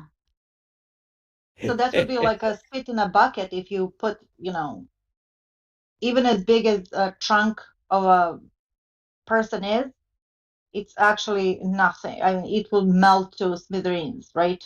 nothing would be able to be found. Don't forget the letter. Don't forget the Sikiki letter. Correct. Yeah, Sikiki letter also said she was burned on like I forget, like Friday night at 3 a.m. aluminum foundry and so forth. Yeah, correct. All right, guys. Let's get back on the reading. Are you saying that we got sidetracked? Well, Anthony Hill said that I talk more than his mother, so I better shut up. That's funny. Okay, moving on. From her review of the Calumet County evidence tag numbers, Zellner realized that there are actually 3 separate locations in the county gravel pit where piles of human bones were recovered by the police. Pile 1 was where the charred pelvic bone was found. However, there was a great distance within the quarry from pile 1 to pile 2 and 3. Pile 1 was 474 yards away from pile 2. The distance from pile 1 to pile 3 was 518 yards. On the other hand, the human bones found in piles 2 and 3 were much closer to each other, a distance of only 48 yards apart. Zeller said she discovered the existence of 2 other human bone piles in addition to the one with the pelvic bones after analyzing the evidence tags. Correct. And we put up that picture showing the location of the debris piles. And Kathleen Zellner looked at the tags, and there's clearly cut, burnt human remains in the Manitowoc County gravel pit. You can't dispute that, right? Almost 2 miles away. Yes, a long distance away. And guys, it begs the question. If Stephen Avery had cremated and Brendan Dassey had really cremated Teresa Hallbark in the burn pit, which we know is impossible, then why not gather all of the cremains, all of them, and either take them to a forest area or a river and dump the whole lot? Why on earth would you go all the way to the Manitowoc County gravel pit, dispose of the cremains in at least three separate piles, drop some along the way, and leave some in your sister's burn barrel and other incriminating evidence in your own backyard? Tell me, guys, in chat and on the panel, does that make any sense at all? None. None. I mean, maybe I'm biased, but even if they found majority of the bones in Stephen's burn area in front of his house, knowing what we know now, and we've learned a lot. Remember what Dr. Dehan said and whatnot. I still would have a very hard time believing that a person, a human being was burnt in the fire pit in front of somebody's house, surrounded by, his sister residence that had, 4 more people in there, the mother and father, and another brother. Yeah. I'm sorry, Yes. but it's ludicrous. Even if they found the majority of the bones in his pit, we would be scratching the head. It's like, how is that possible? He was doing the phone call. Kids came from school. They played video games, helping with trash and mail. Mom came on the little, not scooter, but a golf cart, brought mail. Or they were talking about, mail. what are we going to do? Yeah, for dinner. Talking to the girlfriend and so forth. Correct. Going trick-or-treating. Yeah. Correct. I mean, guys, think about it. And in chat, this is a serious question. Would you kill and dismember somebody in your own backyard in the middle of the afternoon, knowing full well that anybody can drop in at any time? Your mother, your father, your brothers, your nephews, the public. Would anyone be so brazen then to chop up a human being in their own garage and then take the bits and pieces to a burn pit and have an open fire where anyone can smell an acrid smell of a human body? Now, Not a chance. Anybody in chat would do something like that? Not a Guys, And chance. don't what forget, about not just any customer, Andy Colborn, law enforcement, correct, right? He correct. was the frequent flyer at the salvage yard because he loved old-fashioned cars, and he was Correct. looking Yes, for he parts did. all the time. Yes, So it's not just you're secluded like you're living in somewhere in the Manitoba gravel pit away from everybody. No, this is actually centrally located. There's an office there too. that's correct. Cool That's freaking correct. buses coming and That's going. correct. Come on. And remember, guys, you have lost control. You have lost control of what you're doing because you're on a public. People from the public can come in at any time. And Stephen had Jody ring him up twice. And Jody said, I heard nothing going on. I heard nothing different, right? And bloody Fassbender was trying to say, oh, yeah, but this is the first time that he was nice to you. Can you believe these Such an idiots? asshole. and Kratz called Stephen a multitasking killer. Yeah, right. Well, that's the reason. That's the reason Kratz ran from the quarries because they couldn't place Stephen there. That's correct. And King Kratz only spent how long talking about the quarries? How many Not even seconds? 20. I'm only going to spend 20 seconds talking. We need Susan here to imitate him. I'm only going to spend 20 seconds on the quarry. Correct. It honestly doesn't make any sense In whatsoever. that rude and pompous manner, the way he said it, in a dismissive but pompous. Oh, I don't want to even spend 20. I'm going to spend about 20 seconds. Yeah. What a jerk.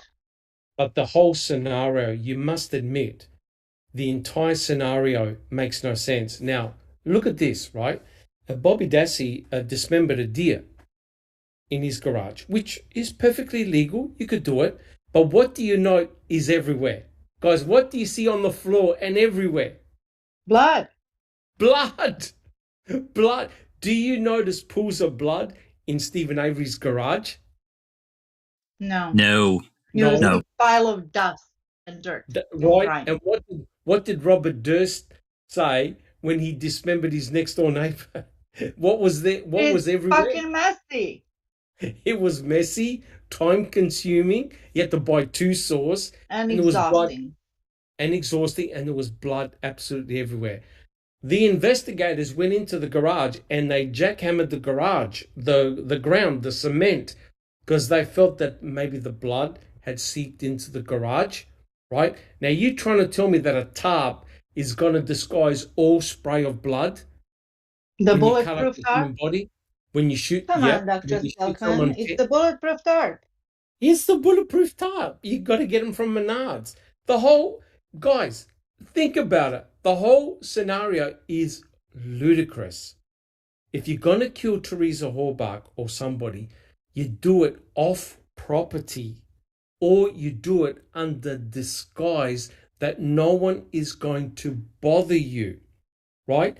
You can't have somebody walking in, knocking on your door and saying, that doesn't look like a deer. That's a human being. What are you doing? You know, as ludicrous as that sounds, you need time, you need space, you have to make sure that no one's going to interrupt you, and you need the ability to clean up, right? Are you trying to tell me that Stephen Avery and Brendan Dassey were able to commit this horrendous murder and not leave one drop of the victim's blood or body fluids or tissue or flesh anywhere?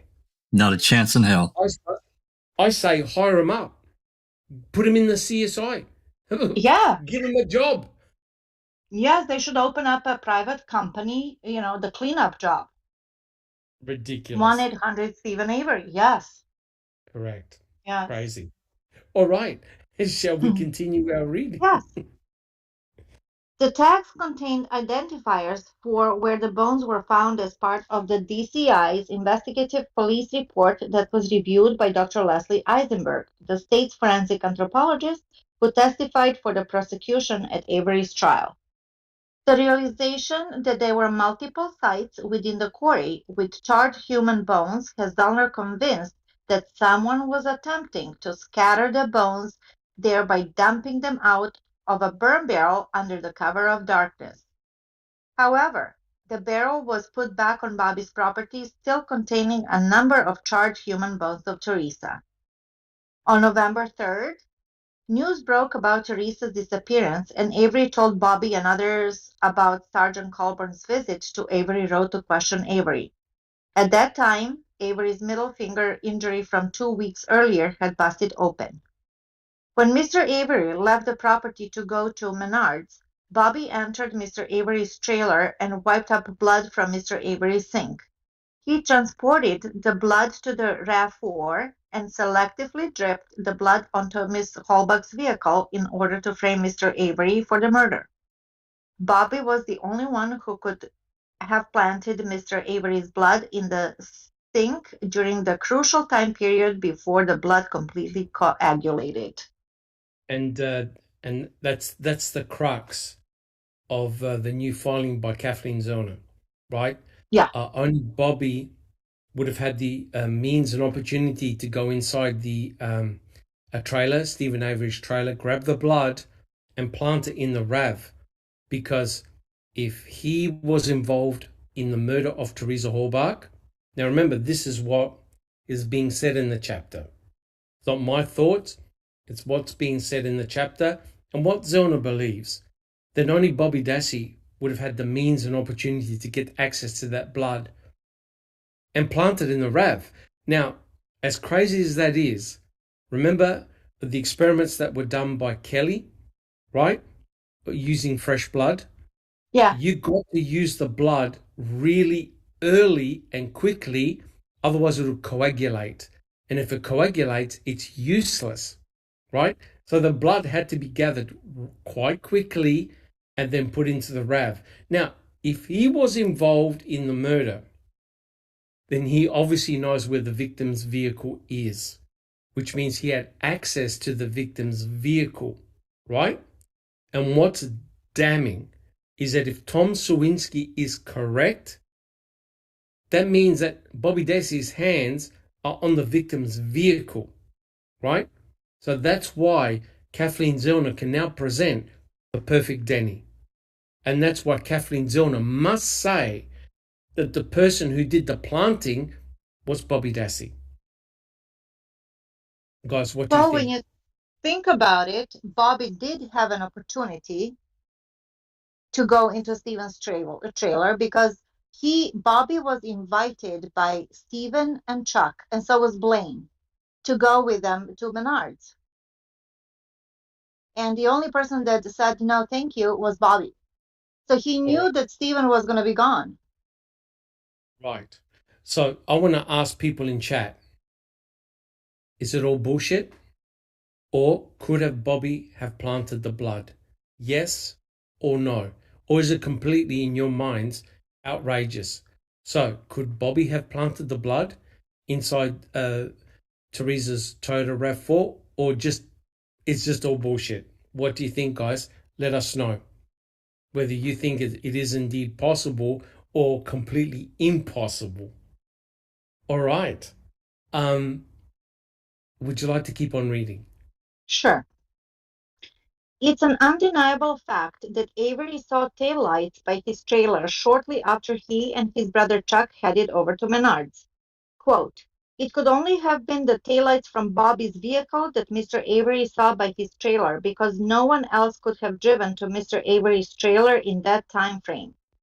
Bobby is the only family member on the Avery property who was present and had access to the blood dripped in Mr. Avery's sink on November 3rd, 2005, end of quote. There were also the physical injuries to Bobby's body. Quote, "Bobby had scratches on his upper back in close proximity to the time of the murder that were consistent with human fingernails," end of quote, Zollner argues. She provided the police photographs that were taken the medical examination room of Bobby's back the week after Teresa disappeared. In November 2017, Diedering was brought out of retirement and made a special investigator on the case to help the state of Wisconsin, which remains in a win at all costs mode in regards to keeping their convictions of Avery and Brendan intact. Boom. Right. Yep. Now, now look at this, right? What is interesting is that Bobby did have scratches on his back, and I believe he said it was due to his dog, his puppy And he dog. had a puppy, yeah. He had a puppy. But what was very interesting was that I think it was a pathologist had a look at the pictures, and the spacing between the scratch marks was consistent with a hand, not a puppy dog's paws. Isn't that interesting? What do you think, guys? And the medical examiner said that this looks like a much older injury than the fresh from that morning. He said he bent down to tie his shoes and the puppy jumped on his back and scratched him. But they also looked at the shirt that Bobby was wearing that morning, and it had no holes or no snatches in it to indicate the same thing. So if a puppy can scratch the skin through the shirt, you would think that there would be something, some indication, some lines at least, in the fabric, in the fiber of the fabric of the shirt. But nothing like that was found, and the medical examiner said, I don't think so. And some blood. Right. Right. Interesting. Because I think they also examined, correct me if I'm wrong, they also examined Stephen Avery for scratches on his body as well. Right. Yeah. So it's interesting that they would do the same with Bobby Dassey, right? Yeah.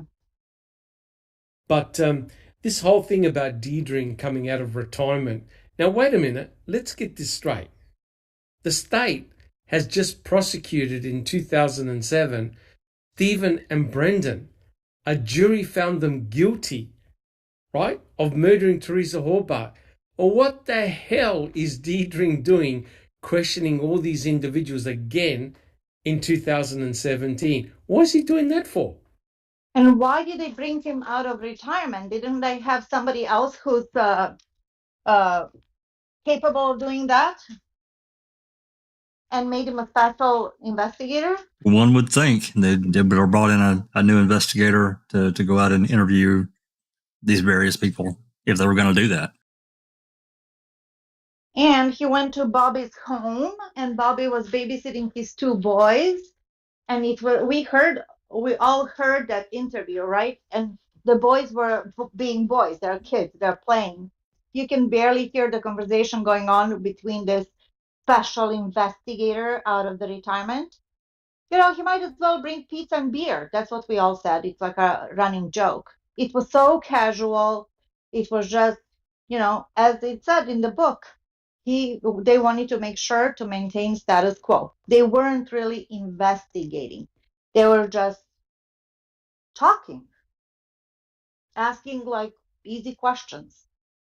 Yep, correct. Okay, we continue our reading. Yes. When Diedering questioned Bobby during an interview about the computer and the violent pornography, Bobby claimed it wasn't him. It wasn't me. He also told Diedering the personal computer was not even kept inside his bedroom.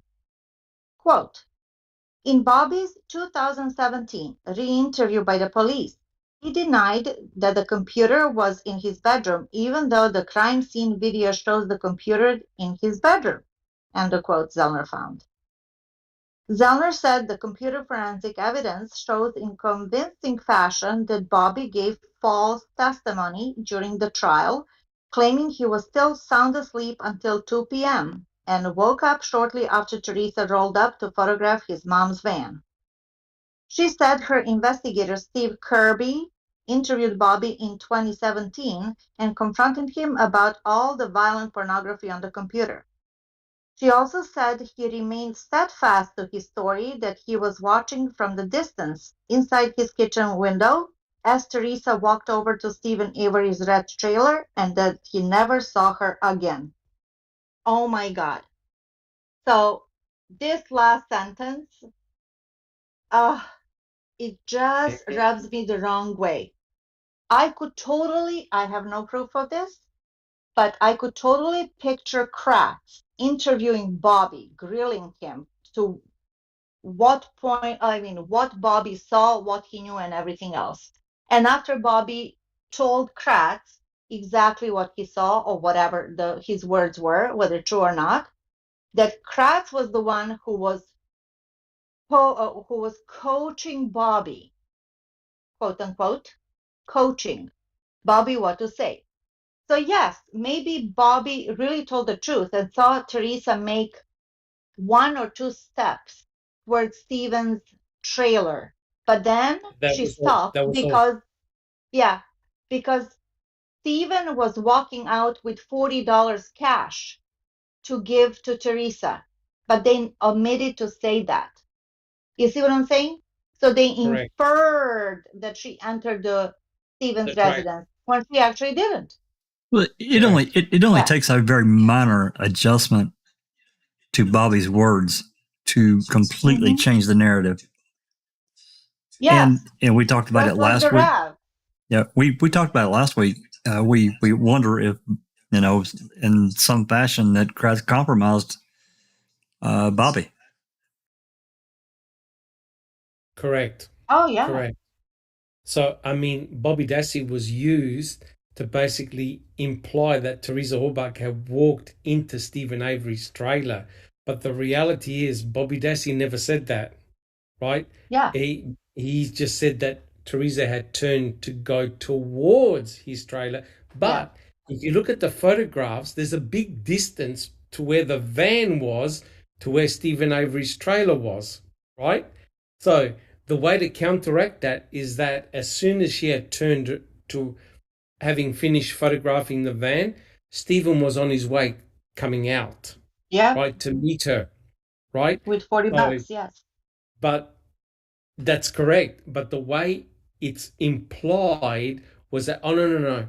Stephen was waiting for her to go to the trailer and knock on the door, which clearly cannot be the case because, guys, we know Teresa had given him a copy of the Auto Trader. Is that correct? That's correct. So, why would he keep a copy of the Auto Trader if he had murdered her? Don't you think he would have burnt that as well, right? Hide the evidence. Why would he keep it on his computer, right? Because he basically said, hey, look, I came out, I met Teresa, she went in her vehicle, gave me a copy of the Auto Trader, I paid her, I went back to my trailer. When I came out of my trailer, I went to go to my sister's place and I noticed that Bobby's vehicle was gone, right? And that's a story he said straight away. Is that correct, Jack 61? He's always maintained that story. Yes, that's right. It's correct. This totally smells to me like Kratz is cooking because remember how far he was reaching when he had Tom Fassbender on the stand and he said, well, how many items of evidence did you collect? And Fassbender said upwards of 900.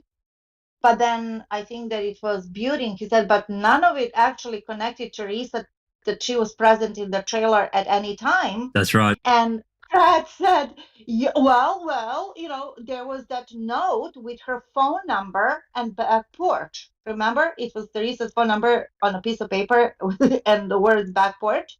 Oh, correct. My God. How low can you go? Well, again, this is Kratz's cooking.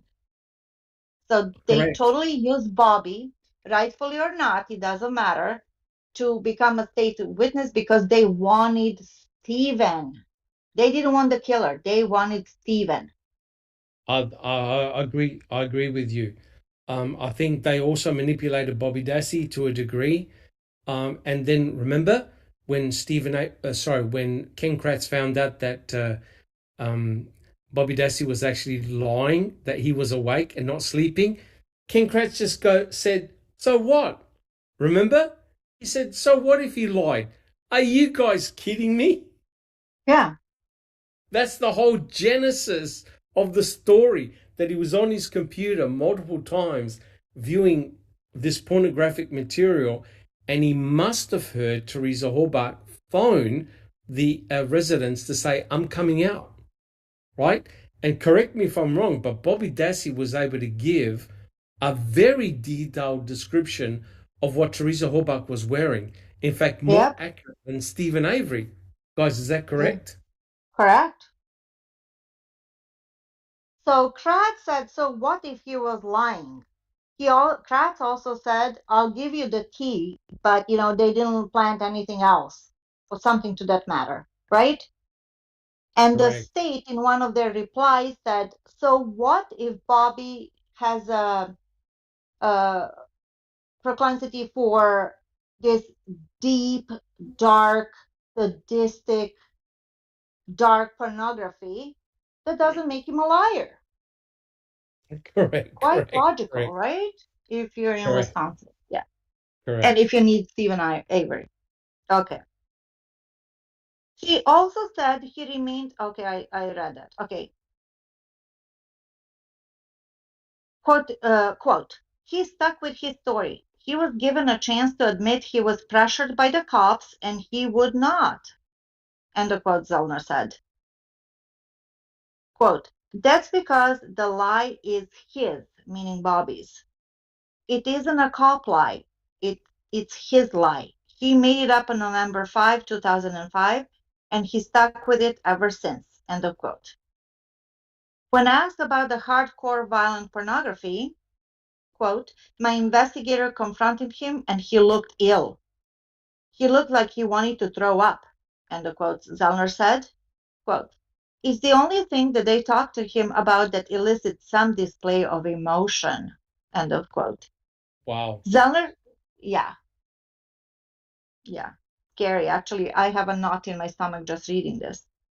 Zellner said that she has been recognized by other lawyers, including prosecutors, for her credibility and willingness to work hand in hand with the other side.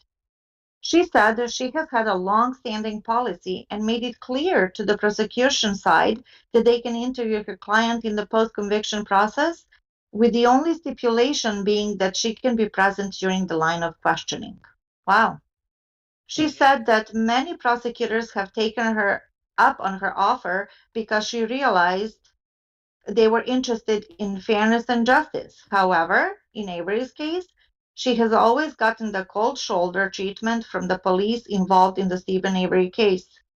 She said nobody from the state of Wisconsin team of the Attorney General has reached out to her in hopes of re-interviewing Avery about the case or the other people she has identified as the more likely culprits, Bobby Dassey and Scott Tadich. Now, what do you find that a surprise? Wow. Does anyone find that a surprise? Jack 61. I don't, and I could talk, and I won't, but I could talk for a long time about this because we know that Fallon lied to her. Well, he basically, he lied to her from the beginning. It was all a trap, every bit of it, and we see that later on as we move towards months later, and they brought Williams in. I mentioned this, I think, last week, maybe, and this phone call. Williams gets on the case. He gets then, I'm sure does his own research. He finds out that they don't have a 675. He's like, what the fuck are we doing here, guys? And she makes this really, really weird phone call. No way that he couldn't know that was Zellner's phone that he was calling. I mean, I can just hear it now. This is me just imitating. This is this is Kathleen Zellner. Sorry, I cannot take your call. Please leave a detailed message and I'll return it as soon as possible. And he leaves this message. We probably should check that bag to see what we've actually got. What? Correct. Yeah, correct. I reckon that was all strategic. It was done on purpose. For him. Yeah. For him, he wanted off that case. That's just me. You get what you pay for, as Big Jeff says. I'm not a lawyer, but that's what I see. Correct. Okay, shall we continue? We're doing well. Yes. Quote, We have recently luminol the Dassey garage and collected buccal swabs for DNA testing because the police failed to do this, end of quote. Zellner told the author on October 4th, 2018. Quote, there was a blood drop collected between the Dassey garage and house, which was never tested. The most damning evidence linking Bobby Dassey to the crime, in addition to the multiple lies he has told, in the presence of Holbach's bones in the Dassey's burn barrel, which Bobby used frequently to burn deer remains. Okay. I'm going to go round the panel. I want an answer. Are the cremains, the human cremains, in Yonder Burn Barrel number 2, is it a problem for Bobby Dassey? I don't recall. Yes or no? I would say yes. Yeah, and why do you reckon they're a problem? They're a problem or a potential problem for Bobby? It doesn't make any sense to me that Stephen would put him there if he was guilty, and I just don't know why they're there, or why they would be there. Yep. Just Rhonda, are those cremains a problem for Bobby Dassey? I refuse to answer on grounds that I might incriminate myself. Uh, sure. Uh, they could be a problem for Bobby or for anybody, really. They're certainly a problem for Stephen. Yes. But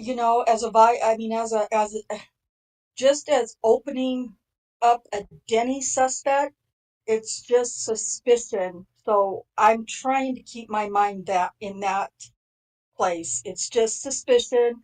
It's just a probability. It's a possibility.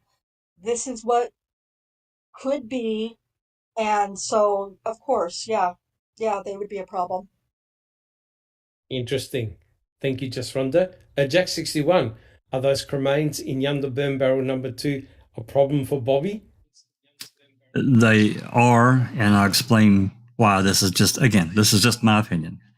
They're a problem, especially now because of the Sawinski affidavit.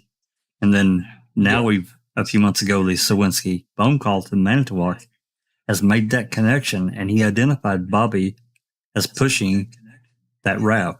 That is a real problem for Bobby, in my opinion. He had means, motive, and access. So, yeah, it's a huge problem. Neverly, are those cremains a problem for Bobby Dassey? Damn right, they're a problem.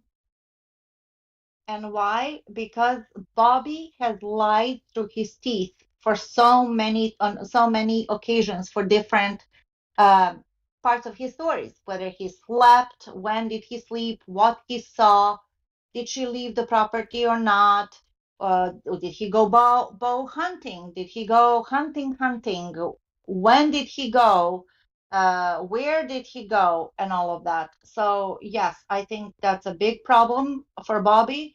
It inculpates him, and frankly, if those bones were found in my burn barrel, now that I have one, I'd be pooping my pants, because how do you explain that? And Correct. They were not found in Stevens. It was That's in correct. Bobby's. Yeah. That's correct. So potentially the police or the investigators could have easily made the connection to Bobby Dassey and made him a co-conspirator. Is that reasonable? Is that reasonable? Very. He could have easily been a co-conspirator. Yes, that's right. Right? But there's one problem about making Bobby Dassey a co-conspirator, and that is he's the state star witness, right? Well, I think that they gave him a choice between the two. You're either going to be a co-ejaculator, whatever it's called, or you're going to be the star witness. You choose. Correct. And in Bobby's defense, to me, I was just a normal human being, minding my own business, my own life, making a murderer. But when that scene came on, when Bobby was on the stand pointing a finger at his uncle, That's terrible. That was just terrible all around. Yep, that's terrible. All around. Yep, and if I And could just answer, standing with the big boys in the hallway, remember? He wasn't standing with his family. talking, He was no, standing with them. Tom Yeah. Fassbender, I think that they yeah, got him by the balls. Yeah. that was terrible. And if I could just answer the question by Master Cedar, who said, would it be possible to dilute dried blood with distilled water and then plant it in the RAV? No. No, Kelly's done a series of experiments in which she took coagulated blood and tried to reconstitute it in water. Very, very, very difficult. It's very granular, and it doesn't look like any of the blood that you see in the RAV4. The blood that you see in the RAV4 is much more liquid, in a liquefied state, especially the droplet that's on the metal part on the rear passenger side. That's a solid droplet of blood. And Kathleen Zellner's team were able to reproduce that using a dropper, right? So trying to reconstitute blood in distilled water, it's very, very difficult, because once blood coagulates, it forms like a crust. You've got coagulation process taking place. You need special enzymes in order to break up the coagulation event that's taken place. I don't think Bobby Dassey is going to have these special enzymes to break down the clot, right? So if you're going to use the blood in the RAV4, to plant it in the RAV4, if it's from the sink, if it's fresh blood, you need to do it very, very quickly, within a few minutes, right? And also the important point is this: the blood that's in the RAV4, DNA methylation analysis has shown that that blood is not from the blood vial. That blood is more likely to be from 2005. Fresh blood, no EDTA, not from a blood vial, and of the similar age of Stephen Avery, although there was an error rate of about 9 years, right? But Cherie Culhane had shown that that DNA sample, that blood that was on the passenger seat, gave Stephen Avery's profile. And I've just learned that the researchers who did the DNA methylation paper had also genotyped the DNA, and it came back to Stephen, which means that that blood on the seat in item A9 belongs to Stephen Avery. So that's why it's very, very difficult for Stephen Avery, because it either means he actually bled in the RAV4, and how's he going to explain that? Or it was planted. But guys, get in your head, that blood is fresh blood. It's not from the blood vial, which totally eliminates Lincoln Colburn or any law enforcement officer using the blood vial from 1996, right? That blood is fresh, and it's from Stephen. Well, we know that item A9 is. So Culhane can potentially swap swabs, but trying to swap a car seat, a piece of fabric, a little bit more tricky to do. Excellent question, Master Cedar. Excellent question.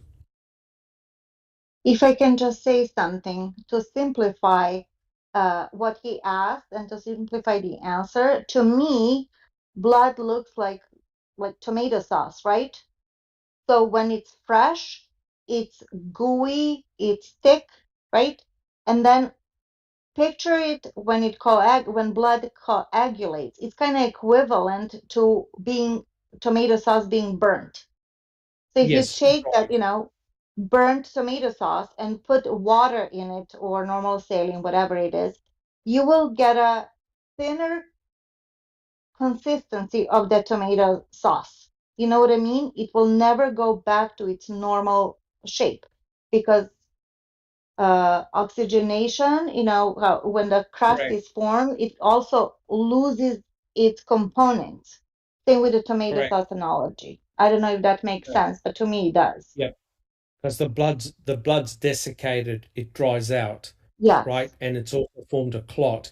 But the sink is impervious, right? It's not a porous substance, right? So the blood's not going to get drawn into the sink. It's going to remain on the surface, right? So if you've ever bled on a sink or a porcelain surface, you can see that the blood naturally flows and it forms drops, right?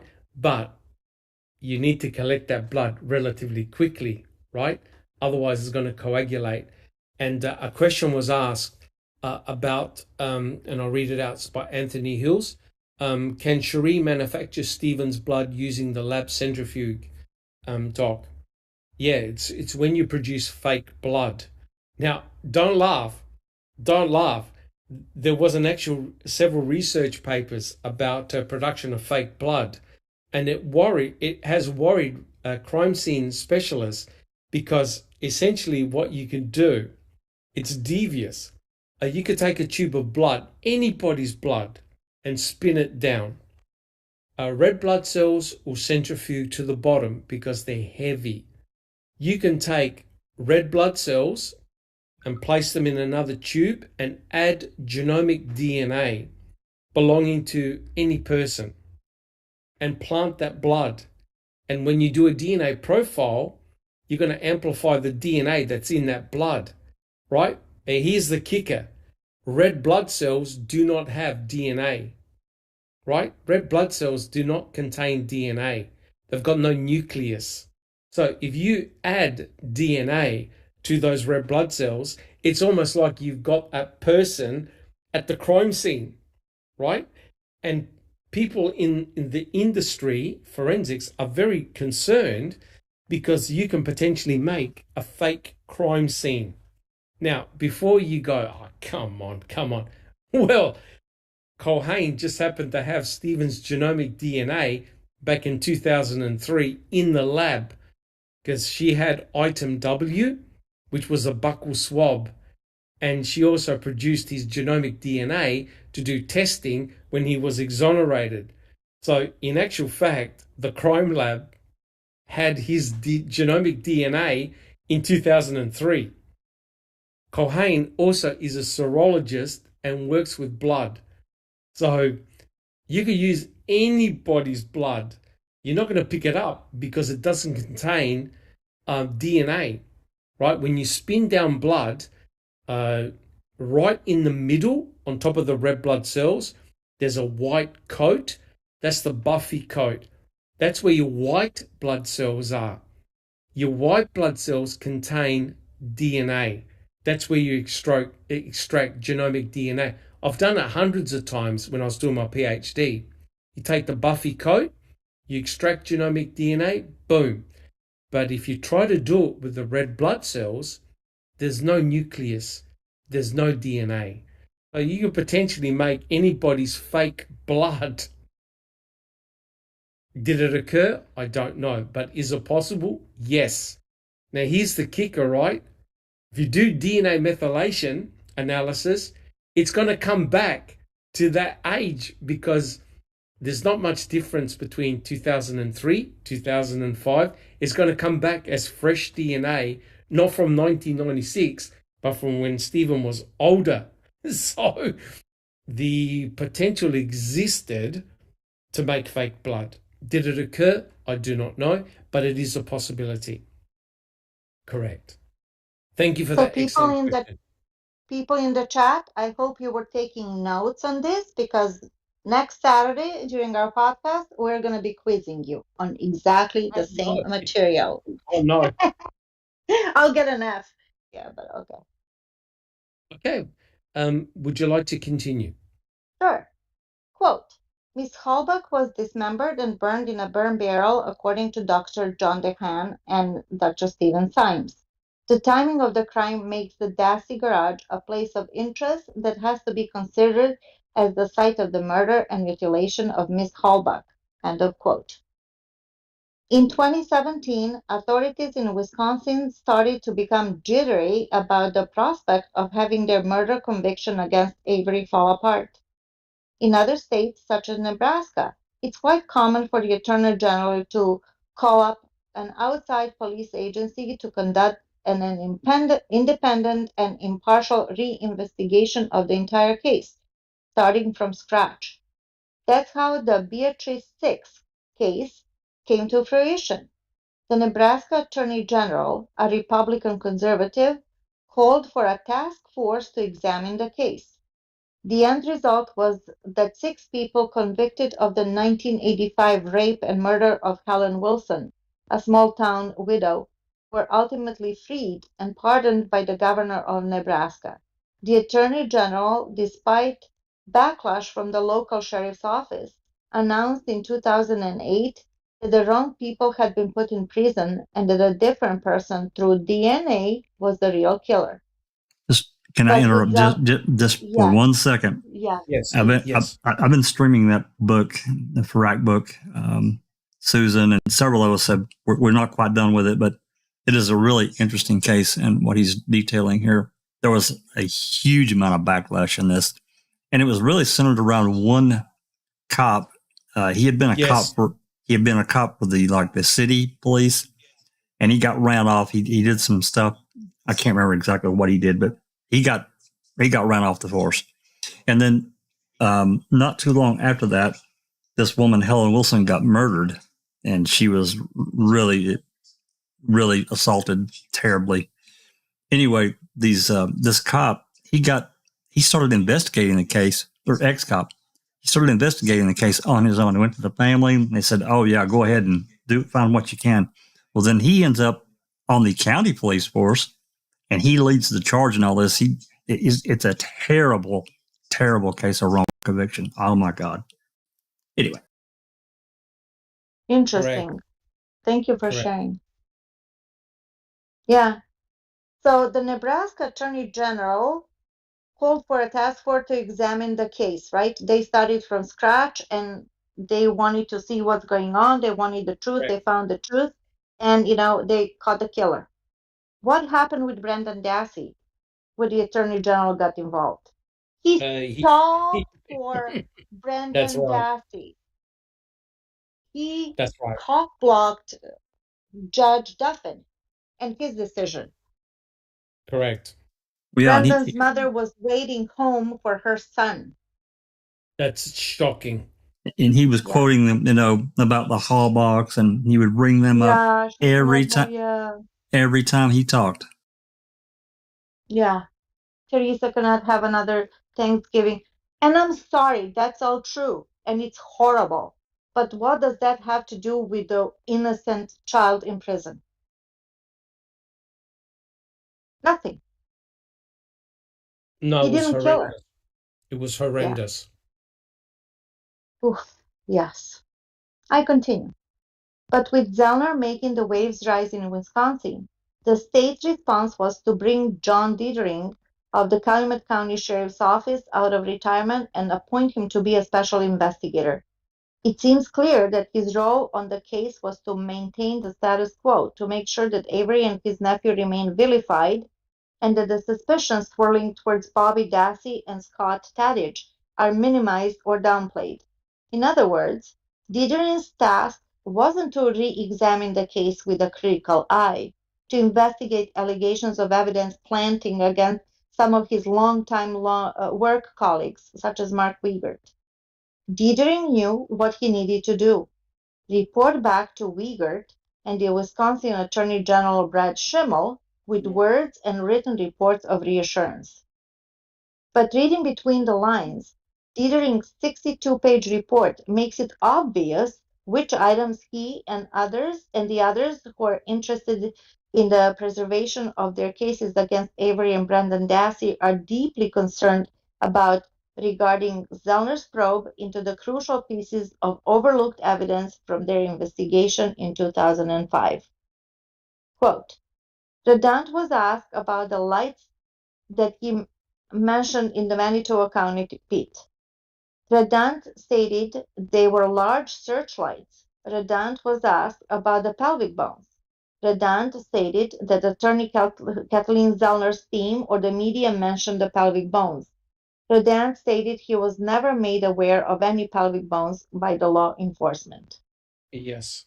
Yeah. and I think that's 8765 tag number. That's the one that contained the cut, burnt pelvic bone fragment. Doc, it's Bone fragment. it's 8675. 8675. Yes. Yeah, that's Like the the song. controversial one. Yeah, that's the controversial one. And so, the state didn't want to talk about it. And it's really disgusting that Dr. Eisenberg refused to classify it as human, right? And we all know what Dr. Eisenberg did in the other infamous case regarding Christine Rudy, right? She basically fucked that up really big time, where she called bones that were found in a pit as human fetal bones, right? And it's interesting that I believe it was the FBI who did further analysis, and they applied, now wait for it, they applied human and animal antibodies to the bone to determine what bound more strongly. And guess what? It was the animal antibodies that bound more strongly to the bone fragments, indicating that they weren't human fetal bones. They were, in actual fact, animal bones. And how embarrassing is this? Months later, they found the torso of Christine Rudy, the poor lady who was killed by her own husband, and inside the torso was a fetus. So how can the state's forensic anthropologists get it so wrong, right? Now, here's the thing which I cannot forgive. Why didn't they test the bones with animal and human antibodies to determine whether those pelvic bone fragments were human or animal? And the answer is they did not want a definitive answer. That's right. Because it would have blown the state's case out of the freaking water. Sorry, Jack 61. I think Rhonda's got a comment. I was just fixing to say. Oh, yeah. I'm sorry. Excuse me. Carol's been asking in the chat for a minute now.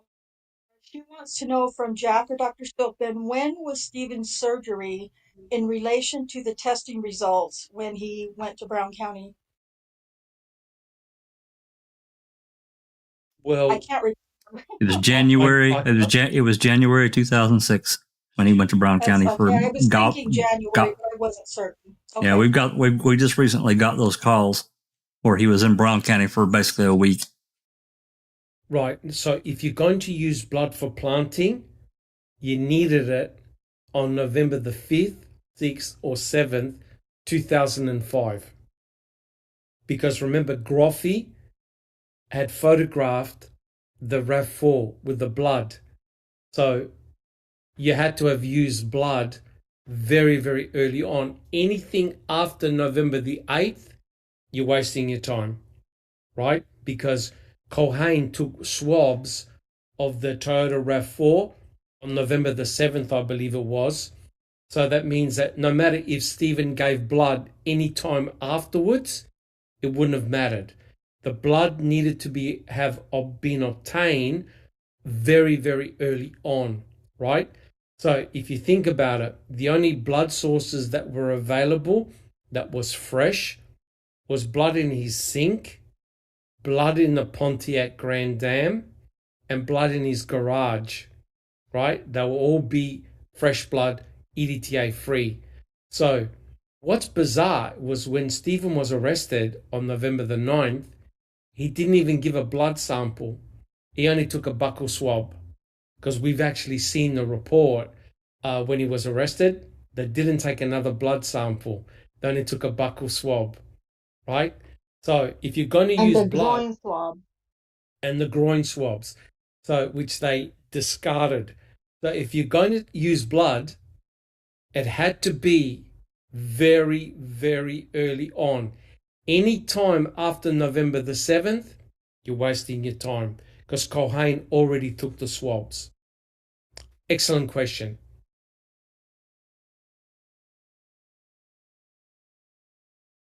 All right. shall we continue with the reading? We're almost done, as I think Sure. we've done a couple of hours. We're doing well. Dithering also interviewed Ryan Hillegas, the ex-boyfriend of Teresa, who has also been mentioned at the Times as possible suspect in her death. Quote, I asked Ryan about the damage to the left front directional assembly of Teresa's RAV4.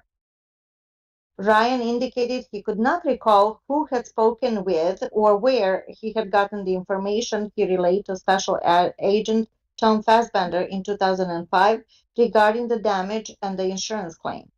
Ryan stated it was unknown to him who told him about the damage or the claim.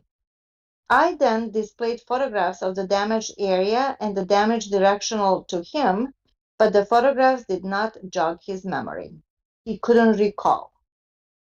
End of quote. Another interview involved Brian Dassey, the older brother of Bobby Dassey and the other Dassey boys. He was 20 at the time of the killing. Brian indicated that the reason he did not spend any time around his mother Barbara Yanda's residence was that he could not stand Scott Tadich and was not happy with his mother's conduct or still being married while being involved with Scott. Brian stated he spent enough time at his mother's residence to clean up and then leave on the majority of the days. I asked Brian if he could remember what day the deer carcass was placed in the Dassey garage, and he indicated he could not remember. End of quote. Finally, it was time to question Scott Tadich. Dithering teamed up with the Wisconsin DCI Special Agent Jeff Wish, and they decided to interview Tadich in a laid-back environment to make Tadich feel at ease and not under pressure. The Subway restaurant on Main Street in Michigan was chosen as the location. Quote, Scott was asked if he was in any way involved in the homicide of Teresa Halbach, and he indicated no, not at all. Scott was specifically asked if he killed anyone, including Teresa Halbach, and his answer was no. End of quote. At the time of the killing, Tadich lived at a mobile home on the State Highway 147. The property was about 500 yards from where Teresa's SUV was believed to have been put for several days after her disappearance. Here's what Tadich told the two investigators he was doing on Teresa's last day of life. Quote, Scott stated his mother had back surgery at Aurora Bay Care in Green Bay on that day. Scott was unsure if the surgery was in the late or early morning. Scott stated that after visiting his mother, he came back to his residence in Michigan between 2:30 and 3:30 p.m., but thought closer to 3:30 p.m. Scott then changed into his hunting clothes and went hunting. Scott stated after hunting, he changed out of his hunting clothes and went to pick up his girlfriend at the time, who is now his wife, Barbara. Scott stated he and Barbara then went back to the hospital in Green Bay to visit his mother some more. End of quote. Now, we actually have that interview, don't we, Jack 61? At the Subway restaurant, where they interview Barb and Scott Tadich. We do. Yep, that's one of our one of the most highly rated actually on Foul Play, which is incredible. Goes to show how important that one was. Yeah, that was a privately recorded. I'm not even sure that they knew they were being recorded at all, and I don't know if Barbara Scott has ever answered that question, whether they knew that Special Agent Wish had recorded them. I think that I heard that yes, they did know. Okay. I kind of remember that. But the funny part is that first they interviewed Scott and then he invited Barbara, so they interviewed them both together, which we know that you don't do that. She was in the car park apparently and then joined in the Subway restaurant. That's right. It's, going back to 2005, something I find really interesting is that Manitowoc, well, Scott was first interviewed on November 10th and then November 29th, and his story altered. There were several changes from between those two statements. And then Manitowoc, or I'm sorry, not Manitowoc, but Calumet did not interview him until March 30th, 2006. So now we're basically 6 months after the fact that they get around to interviewing him, and I don't quite understand that because he was on the property that day clearly. So why would they wait so long to interview him? Didn't want to know the answer, or I don't know. Is this something that's really weird to me? Well, I mean, let's face it. And why is Scott Tadych so important? Scott Tadych is crucial because Scott Tadych is Bobby Dassey's alibi. That's right. Right? And so you've got this weird situation whereby Scott goes to visit his mum and then somehow rushes home, gets into his hunting gear, and then sees Bobby Dassey on Highway 147, right? And look at the time. Look at the time. That timing is crucial because that's when Stephen said Teresa Horbach had left the property. And when he went out from his trailer to go to his sister's place, Bobby's blazer was gone. So you've got this weird situation whereby Teresa, Scott, and Bobby Dassey are all in the same area at about the same time, right? But according to the state, Teresa Horbach and nor her RAV4 ever left the Avery salvage yard, which brings up a direct conflict, right? Either Stephen is correct or Bobby is correct, right? You can't have both. Or can you have both? That's a big question. Didn't Scott also say that he went to work and then he said he didn't? Yes, there's a change that was part of the change in the two statements between. I think the first statement he said that he was at work, came home, changed clothes, went hunting for a short period of time, came back, changed, and then went and picked Barb up. The second statement he said he was off all day. Yeah. Correct. And also don't forget him mentioning about the FOIA, right? Not until the second. Not until the second statement. That's right. That's correct. And the fight got bigger and bigger. So he also was another important star witness for the state, witnessing the fire. Correct. All right. Yeah. He's an interesting fella. Yes. Yes. I'll continue. As the interview dragged on, another question came up regarding Teresa. Quote, Scott was asked if he knew or ever met Teresa Halbach, and he denied knowing or having ever met her. End of quote.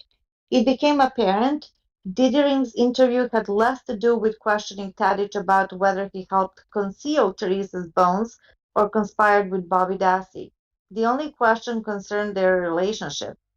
Quote, Scott stated he gets along okay with Bobby Dassey, end of quote. Diddering mostly wanted to talk about Avery to help reinforce his side's justification for keeping Avery locked away from the outside world. Quote, Scott went on to indicate that Stephen controlled and ruined the Avery family life in the 2 years that Stephen was out of prison, end of quote. Quote, Scott was asked if he had done anything that would minimize Stephen's involvement, such as fudging statements, and he indicated that he had not. Imagine that. End of quote. Correct. Yeah, right there. Yeah. Curiously, Diddering and his tag-along did not ask Tadych the very same question about Bobby Dassey. The interview took a weird twist when Tadych, at the request of the two police, summoned his wife to the subway to speak with them as well. That's correct. Their questions to her concerned the desktop computer inside her home. Quote, Barbara was asked about files on the computer titled Teresa Halbach and DNA. Barbara stated she knew nothing about the files. Barbara stated she had never seen them and had no idea who would have created the files. Barbara denied seeing the page that showed Stephen and Teresa together. End of quote. Dietering That's sought, bizarre. totally bizarre. Dietering sought to pepper her with a barrage of questions about Zellner. Quote, Barbara was asked how many times Attorney Zellner has been out to the Avery property. Barbara stated she was unsure of how many times Attorney Zellner had been at the property, and at this point, Scott indicated this is pretty hush-hush, end of quote. Now, I mean, isn't it's that bizarre? totally bizarre. So they just dropped it when she said, no, I don't know anything about it. Okay. Did you create the file? No. Okay. Correct, Yeah. correct. But clearly the presence of Kathleen Zellner was making everybody nervous, right? Mm-hmm. Minutes later, with her husband sitting with her at the subway, she was asked why the country's foremost leading expert in exposing wrongful convictions would be focusing so much attention on people close to her. Quote, Barbara was asked why she thinks Attorney Zellner is pointing the finger at Bobby and Scott, and she indicated she didn't know why.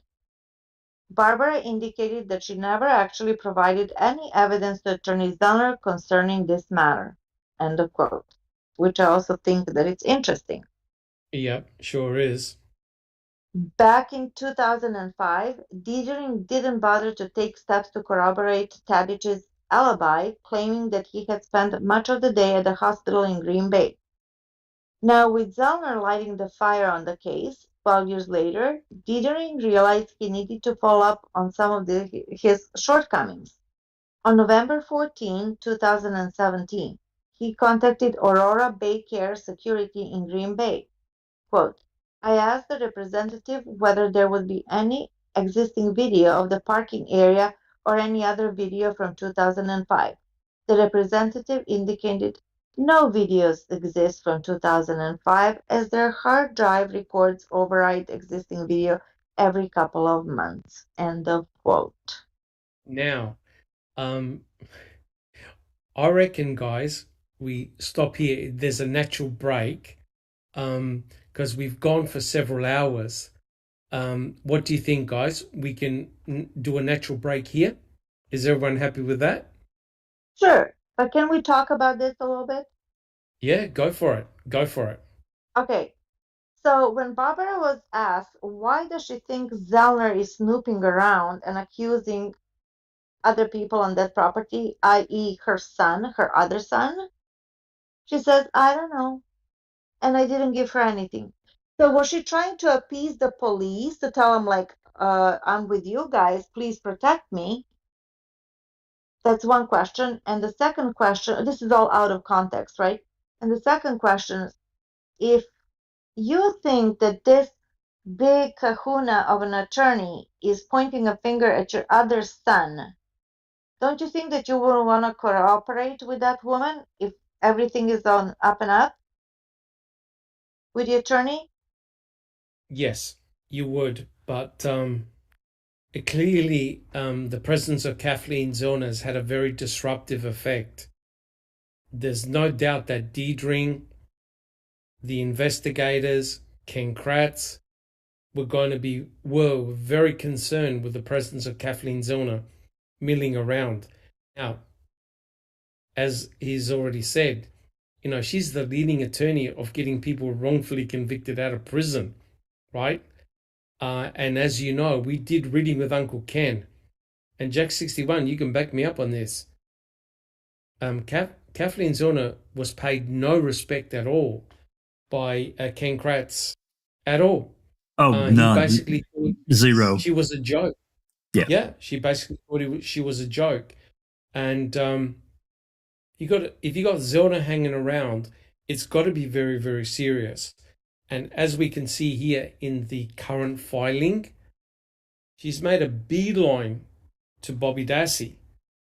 And that's a big concern. Yeah. There's a question. And for Zellner, I'm sorry. oh, I'm sorry. And for Zellner to come from her fancy hoity-toity office from Chicago to the Avery salvage yard while she's working pro bono, Correct. there's got to be something to it. Correct. You know what I mean? And, yep. And as you can see, she did her due diligence. She bought her own team and she went all around the salvage yard. Remember when she had Chucky and also Earl, and they took her around looking at the strategic areas. She looked in the trailer, she looked in the garage, she looked around the surrounding at Cuss Road. So she did her due diligence. Redond, yes, she did all. Redond, spoke to Redond. And it's interesting that now in 2017, Deirdre had re-interviewed a whole heap of people to do Queso 2. Now let's get one thing straight, right? If you're so convinced of the guilt of Stephen and Brendan, what the hell are you doing re-interviewing all those people? Do you now have some sort of concern for the verdicts? Did the state get it wrong?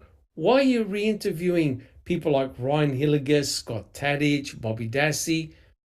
Haven't you got the right people in prison? Or are they thinking about it? Right? That's the key question. Jack 61. Yeah, I was actually pulling something up here, but Cherie had put a question in chat here. Let's see. She says, when would Bobby have been able to put blood in the RAV if it wasn't on the yard until November 5? Now, that is a damn good question. I don't know if I can specifically answer that, but we know that Stephen, before they went to Cribbets, he had dripped blood before him and Chuck went to Menards. Menards on the 3rd. On the 3rd. On the 3rd. So that is the question. This period of time that we don't have really any information for. It's only speculation for us and for KZ. Correct. And you think about it. If you were involved in nefarious activity, then you know where the victim's vehicle is dumped. To make matters worse, Ramlo observed the RAV4, whether it was Teresa's RAV4 or it just happened to be somebody else's RAV4, at the turnaround, right? And I think he said the 3rd and the 4th, right? Well, Chucky and Stephen went to Menards on the 3rd, right? And if Bobby Dassey had dumped the vehicle at the turnaround, right, hit it in that area there, then it wouldn't have taken too long to get down there, right, to plant the blood. So it all makes potential sense that if you're going to plant the blood, it would have had to have been that night, right? Plant the blood in the RAV. Would have made sense to be November the 3rd. Jack 61, what do you think? Yeah, exactly. And just for the record here, I've thrown up on the screen. I guess everybody can see it now. This is case 02. And the people that Dettering investigate, they begin this reinvestigation, which is really strange to me. If their case is so locked up, lock, stock, and barrel, why are you bringing this guy in and out of retirement to re-interview all these people? Come on.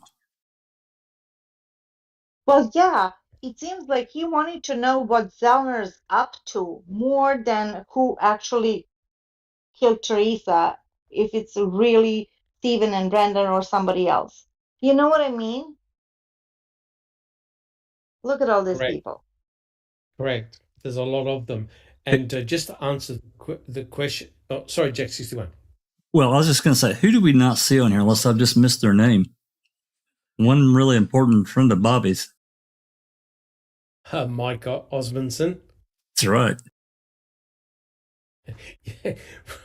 It still does my head in that he said he doesn't recall whether it was him that pushed the rat. How do you not remember that? How the fuck do you not remember that? The middle of the night, I'm pushing some strange person's car to help my friend out. How do you not recall that? Can't be a common occurrence. Come on. Correct. That's as stupid of an answer as of like when you're caught eating something with something in your mouth. What are you eating? Correct. Nothing, you know? Yeah, Yeah. nothing. Correct. Yeah. Correct. Just to answer, but first, I just want to make the comment. I want to apologize to TJ Anderson if we've missed any of his questions. It's definitely not. We're not doing it deliberately. It's trying to keep an eye on all the screens all at the one time, and we value everybody's input, including yours, TJ. So I apologize. We all apologize if we missed some of your questions. You could always come on Discord, or you can put them down in the comment section, and I'll try and answer them, or people on the panel will try and answer them. Isn't that right, Jack61? Yeah, he actually came on, but his mic wasn't working, I think, last week. Oh. So hopefully he's got that corrected, and he's welcome to come on, and we can talk. Come on, man. Yes. Now, I'm not saying we know all the answers, because we don't, but hopefully someone, either in chat or on the panel, or we can look it up after, can find out answers to your question. But just to look at the question here by Anthony Hills, who said Eric Cozy showed blood was planted after Pam of God photos. That's a very interesting point. Now, both Pam of God and her daughter were asked whether they could see any blood, and they said no, right? And also there were investigators that had torches. They never said that they saw any blood. That doesn't mean that the blood wasn't there, right? Because remember the blood droplets were very small. They wouldn't have seen the blood on the rear passenger door frame. That was the biggest one. That was a solid droplet. They wouldn't have seen the blood on the CD case because that was smeared. They wouldn't have seen the flakes because that was on the carpet. And they may not have noticed the stains on the seats because they were small droplets. And they may not have looked at the ignition to have seen the blood. So the blood could have been there, but no one saw it. But let me tell you this, no one mentioned the pools of blood that were present in the back, right? Now, Teresa's blood had to have been there. I think it was the cadaver dog that gave a bark at the back of the RAV. So the question is, did the dog smell the blood that was in the back, Teresa's blood, or did the dog indicate the blood that was on the rear door, item A23? That was before the rain fell down. So you don't know what the dog had picked up. But the blood could have been present in the RAV, but no one had noted it because it was actually quite small, right? So you're not going to note those tiny little droplets and the flakes. And no one commented on Teresa's blood that was in the back of the RAV. So it could have been just due to poor lighting conditions. But if you're the planter, Bobby Dassey, and if he was involved in planting, he would have done it November the 3rd, right? Because you can't leave the blood for too long because it will coagulate. Jack61. Yeah, and you commented on Teresa in the back of the RAV. I don't want to leave us off way off track here, but you commented about the blood in the back in the cargo area, but there's also the lack of blood. If she'd been shot twice in the head, her head would have poured blood. No doubt. And there's no doubt about it. There's something. I've said it 1,000,001 times, and we've discussed it before. We'll wind up now because we're quite a few hours in. But if you were shot that many times in your body and in your head, there would have been an enormous amount of blood absolutely everywhere. And that RAV4 looks too clean, right? The whole thing looks manufactured. And that's what is so bizarre. And Ken Kratz has got no explanation. And in actual fact, the only thing he said was that the blood was in the RAV of Stephen after they dumped the car because there's nothing on the steering wheel and everywhere else. So he had to now change his hypothesis to say, well, maybe he had cut himself after the RAV4 was dumped. So quite clearly, Kratz and the state had no real idea what had happened in that RAV4. And that is why, guys, it's essential that Kathleen Zellner gets her hands on that RAV4. Neverly, do you have any comments? So what if there is no mixture of blood, right? I'll give you that. That's what Kratz is going to say next. Correct. It doesn't mean that he didn't kill her. Correct. Well, look, guys, we've gone on for several hours. Sorry, Andy B, but Don't go. we have to really go. But thank you so much for sticking with us. Your support is so much appreciated. And if you've enjoyed the podcast, please put your DNA on the thumbs up button and subscribe to our channel. Remember, we have a merchandise store. We have an excellent YouTube channel with a lot of presentations done by a lot of the members here. We also have a very active website. Yuriz, Zoe, I think Katnit as well have done a huge amount of work on that website with a lot of documents. And so I'd like to thank everybody in chat. Thank you so much. So guys, we'll quickly go around to give final comments and final thoughts. Let's start off with you, Neverly, and thank you for doing the reading. Much appreciated. Oh, my pleasure. My pleasure. Boy, the minute I thought that I have my emotions under control when it comes to, the shenanigans from Wisconsin, they pulled me right back in, right? That's it. Like I Al got Pacino. really upset, like Al Pacino. I really got upset over, the Averys and Mike. I brought it up myself, Mike O'Kelly. I don't know why I did that. I thought that I learned my lesson to stay away from that creep, but I didn't. And I fell apart when he was saying all those horrible things about the Averys. Hey, who are you to judge? As I said, no family is perfect. And, I don't know the Averys, but what I see, I admire certain parts about them. Their support and, their business. My goodness, I was really impressed how organized and structured the business are. They had a complete business organization going on, and I commend them for that. That's awesome. Plus, not everybody is bad on that, salvage yard. And, if you put any person up on the stand, you can tear them to shreds. So I really did not appreciate their vilifying them so much. I know it's the part of the playbook, how it goes. You vilify the accused and his family, and you deify, the victim. I understand all of that, but still, it's not right. So I'm Team Avery in that regards. Correct. Thank you so much, Neverly. Thank you so much. I don't recall. What about yourself? Any closing comments? Well, I agree with Neverly about Michael Kelly. He makes me angry every time I think of him too. I would like to cut off the branch of the evil in his family tree. Actually, not very nice, but Yeah, right. Thank you so much. I don't recall. Jack61, do you have any final comments? Yeah, I mean, it's a really interesting and pretty pointed chapter, here covering this whole Denny aspect and what Ferak has pointed out, and the things that have been reported, back then, some things that we know didn't happen. We caught one thing that's been completely debunked, but then some other things that we really can't explain. One we talked about early on when we started this is why I photographed that deer tag. Why? And who took the photograph? That's another important question. I'm really, and when is another important part of that, about that photograph.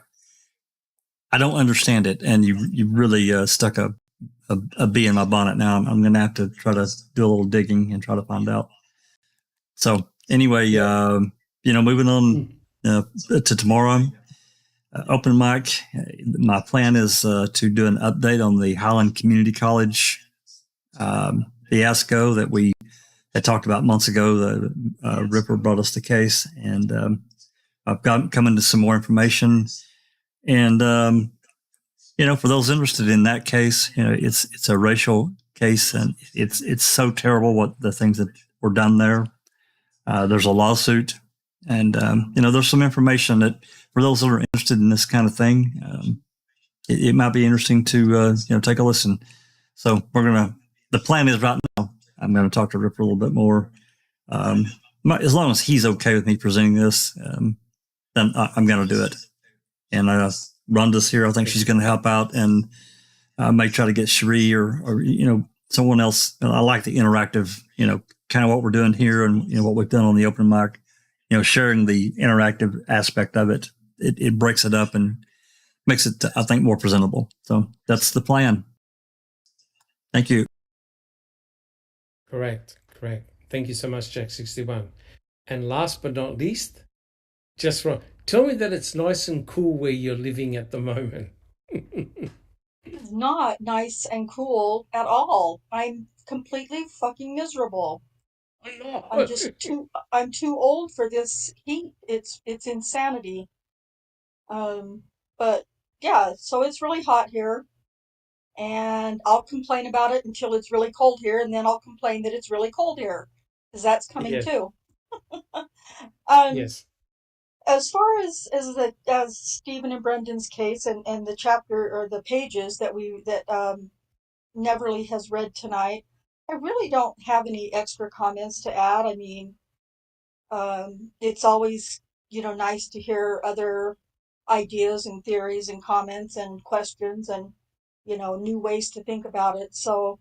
Um, I don't really have any comments about that, but I am going to really briefly discuss Daniel's case. I've just been extremely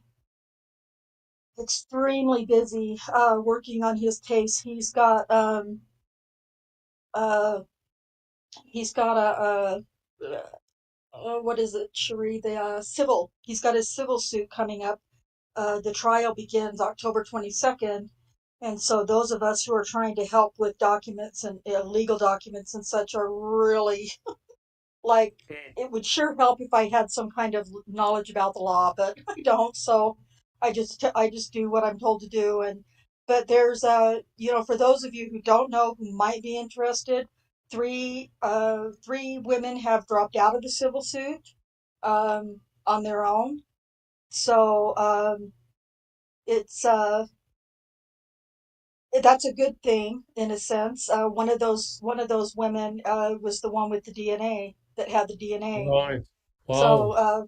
yeah, so that's a pretty big deal. But there's a lot of limitations on what's going to be allowed to be discussed or testified to or cross-examined or whatever in the civil trial.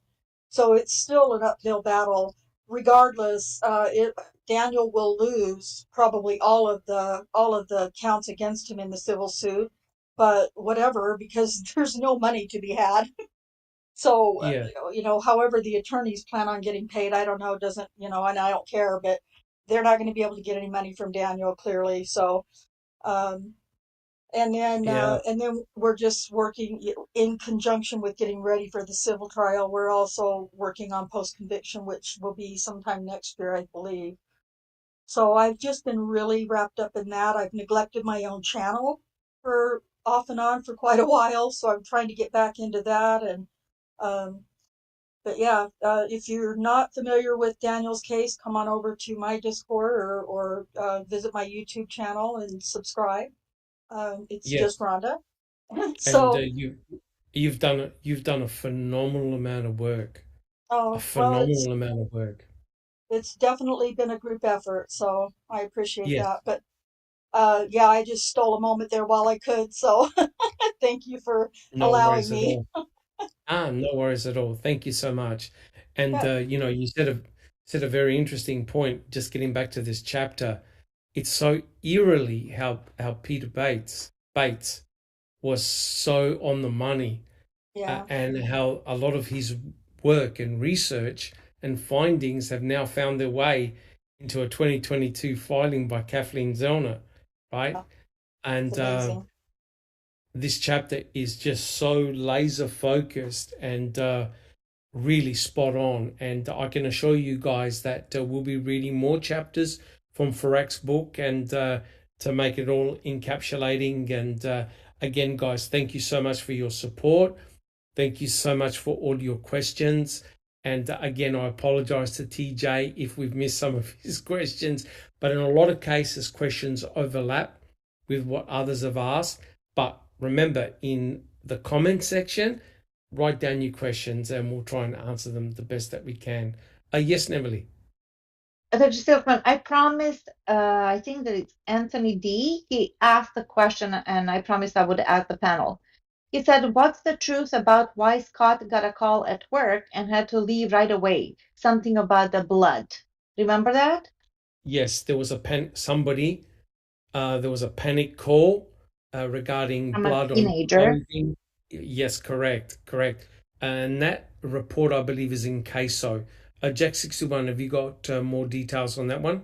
It's in CASO, I believe. Yeah, I think that it is. I can't remember which page. I'd have to do a search. But yeah, there was allegedly a panic call from one of the Dassey children to Scott's workplace. And that's really all the real detail. And he left not long afterwards. So that's only all the details that I can recall at the moment. But I can certainly dig and try to find that. Correct. Yep, correct. All right then. Thank you so much, guys. Again, thank you so much for your support. If you've enjoyed the podcast, please leave your DNA on the thumbs up button. And any suggestions that you may have that you'd like to see us cover, please put them down in the comment section and we'll try our very best to address those issues. Again, thank you so much from all of us on the panel, and we will all catch you next week. Thank you so much, guys. This has been a Foul Play production.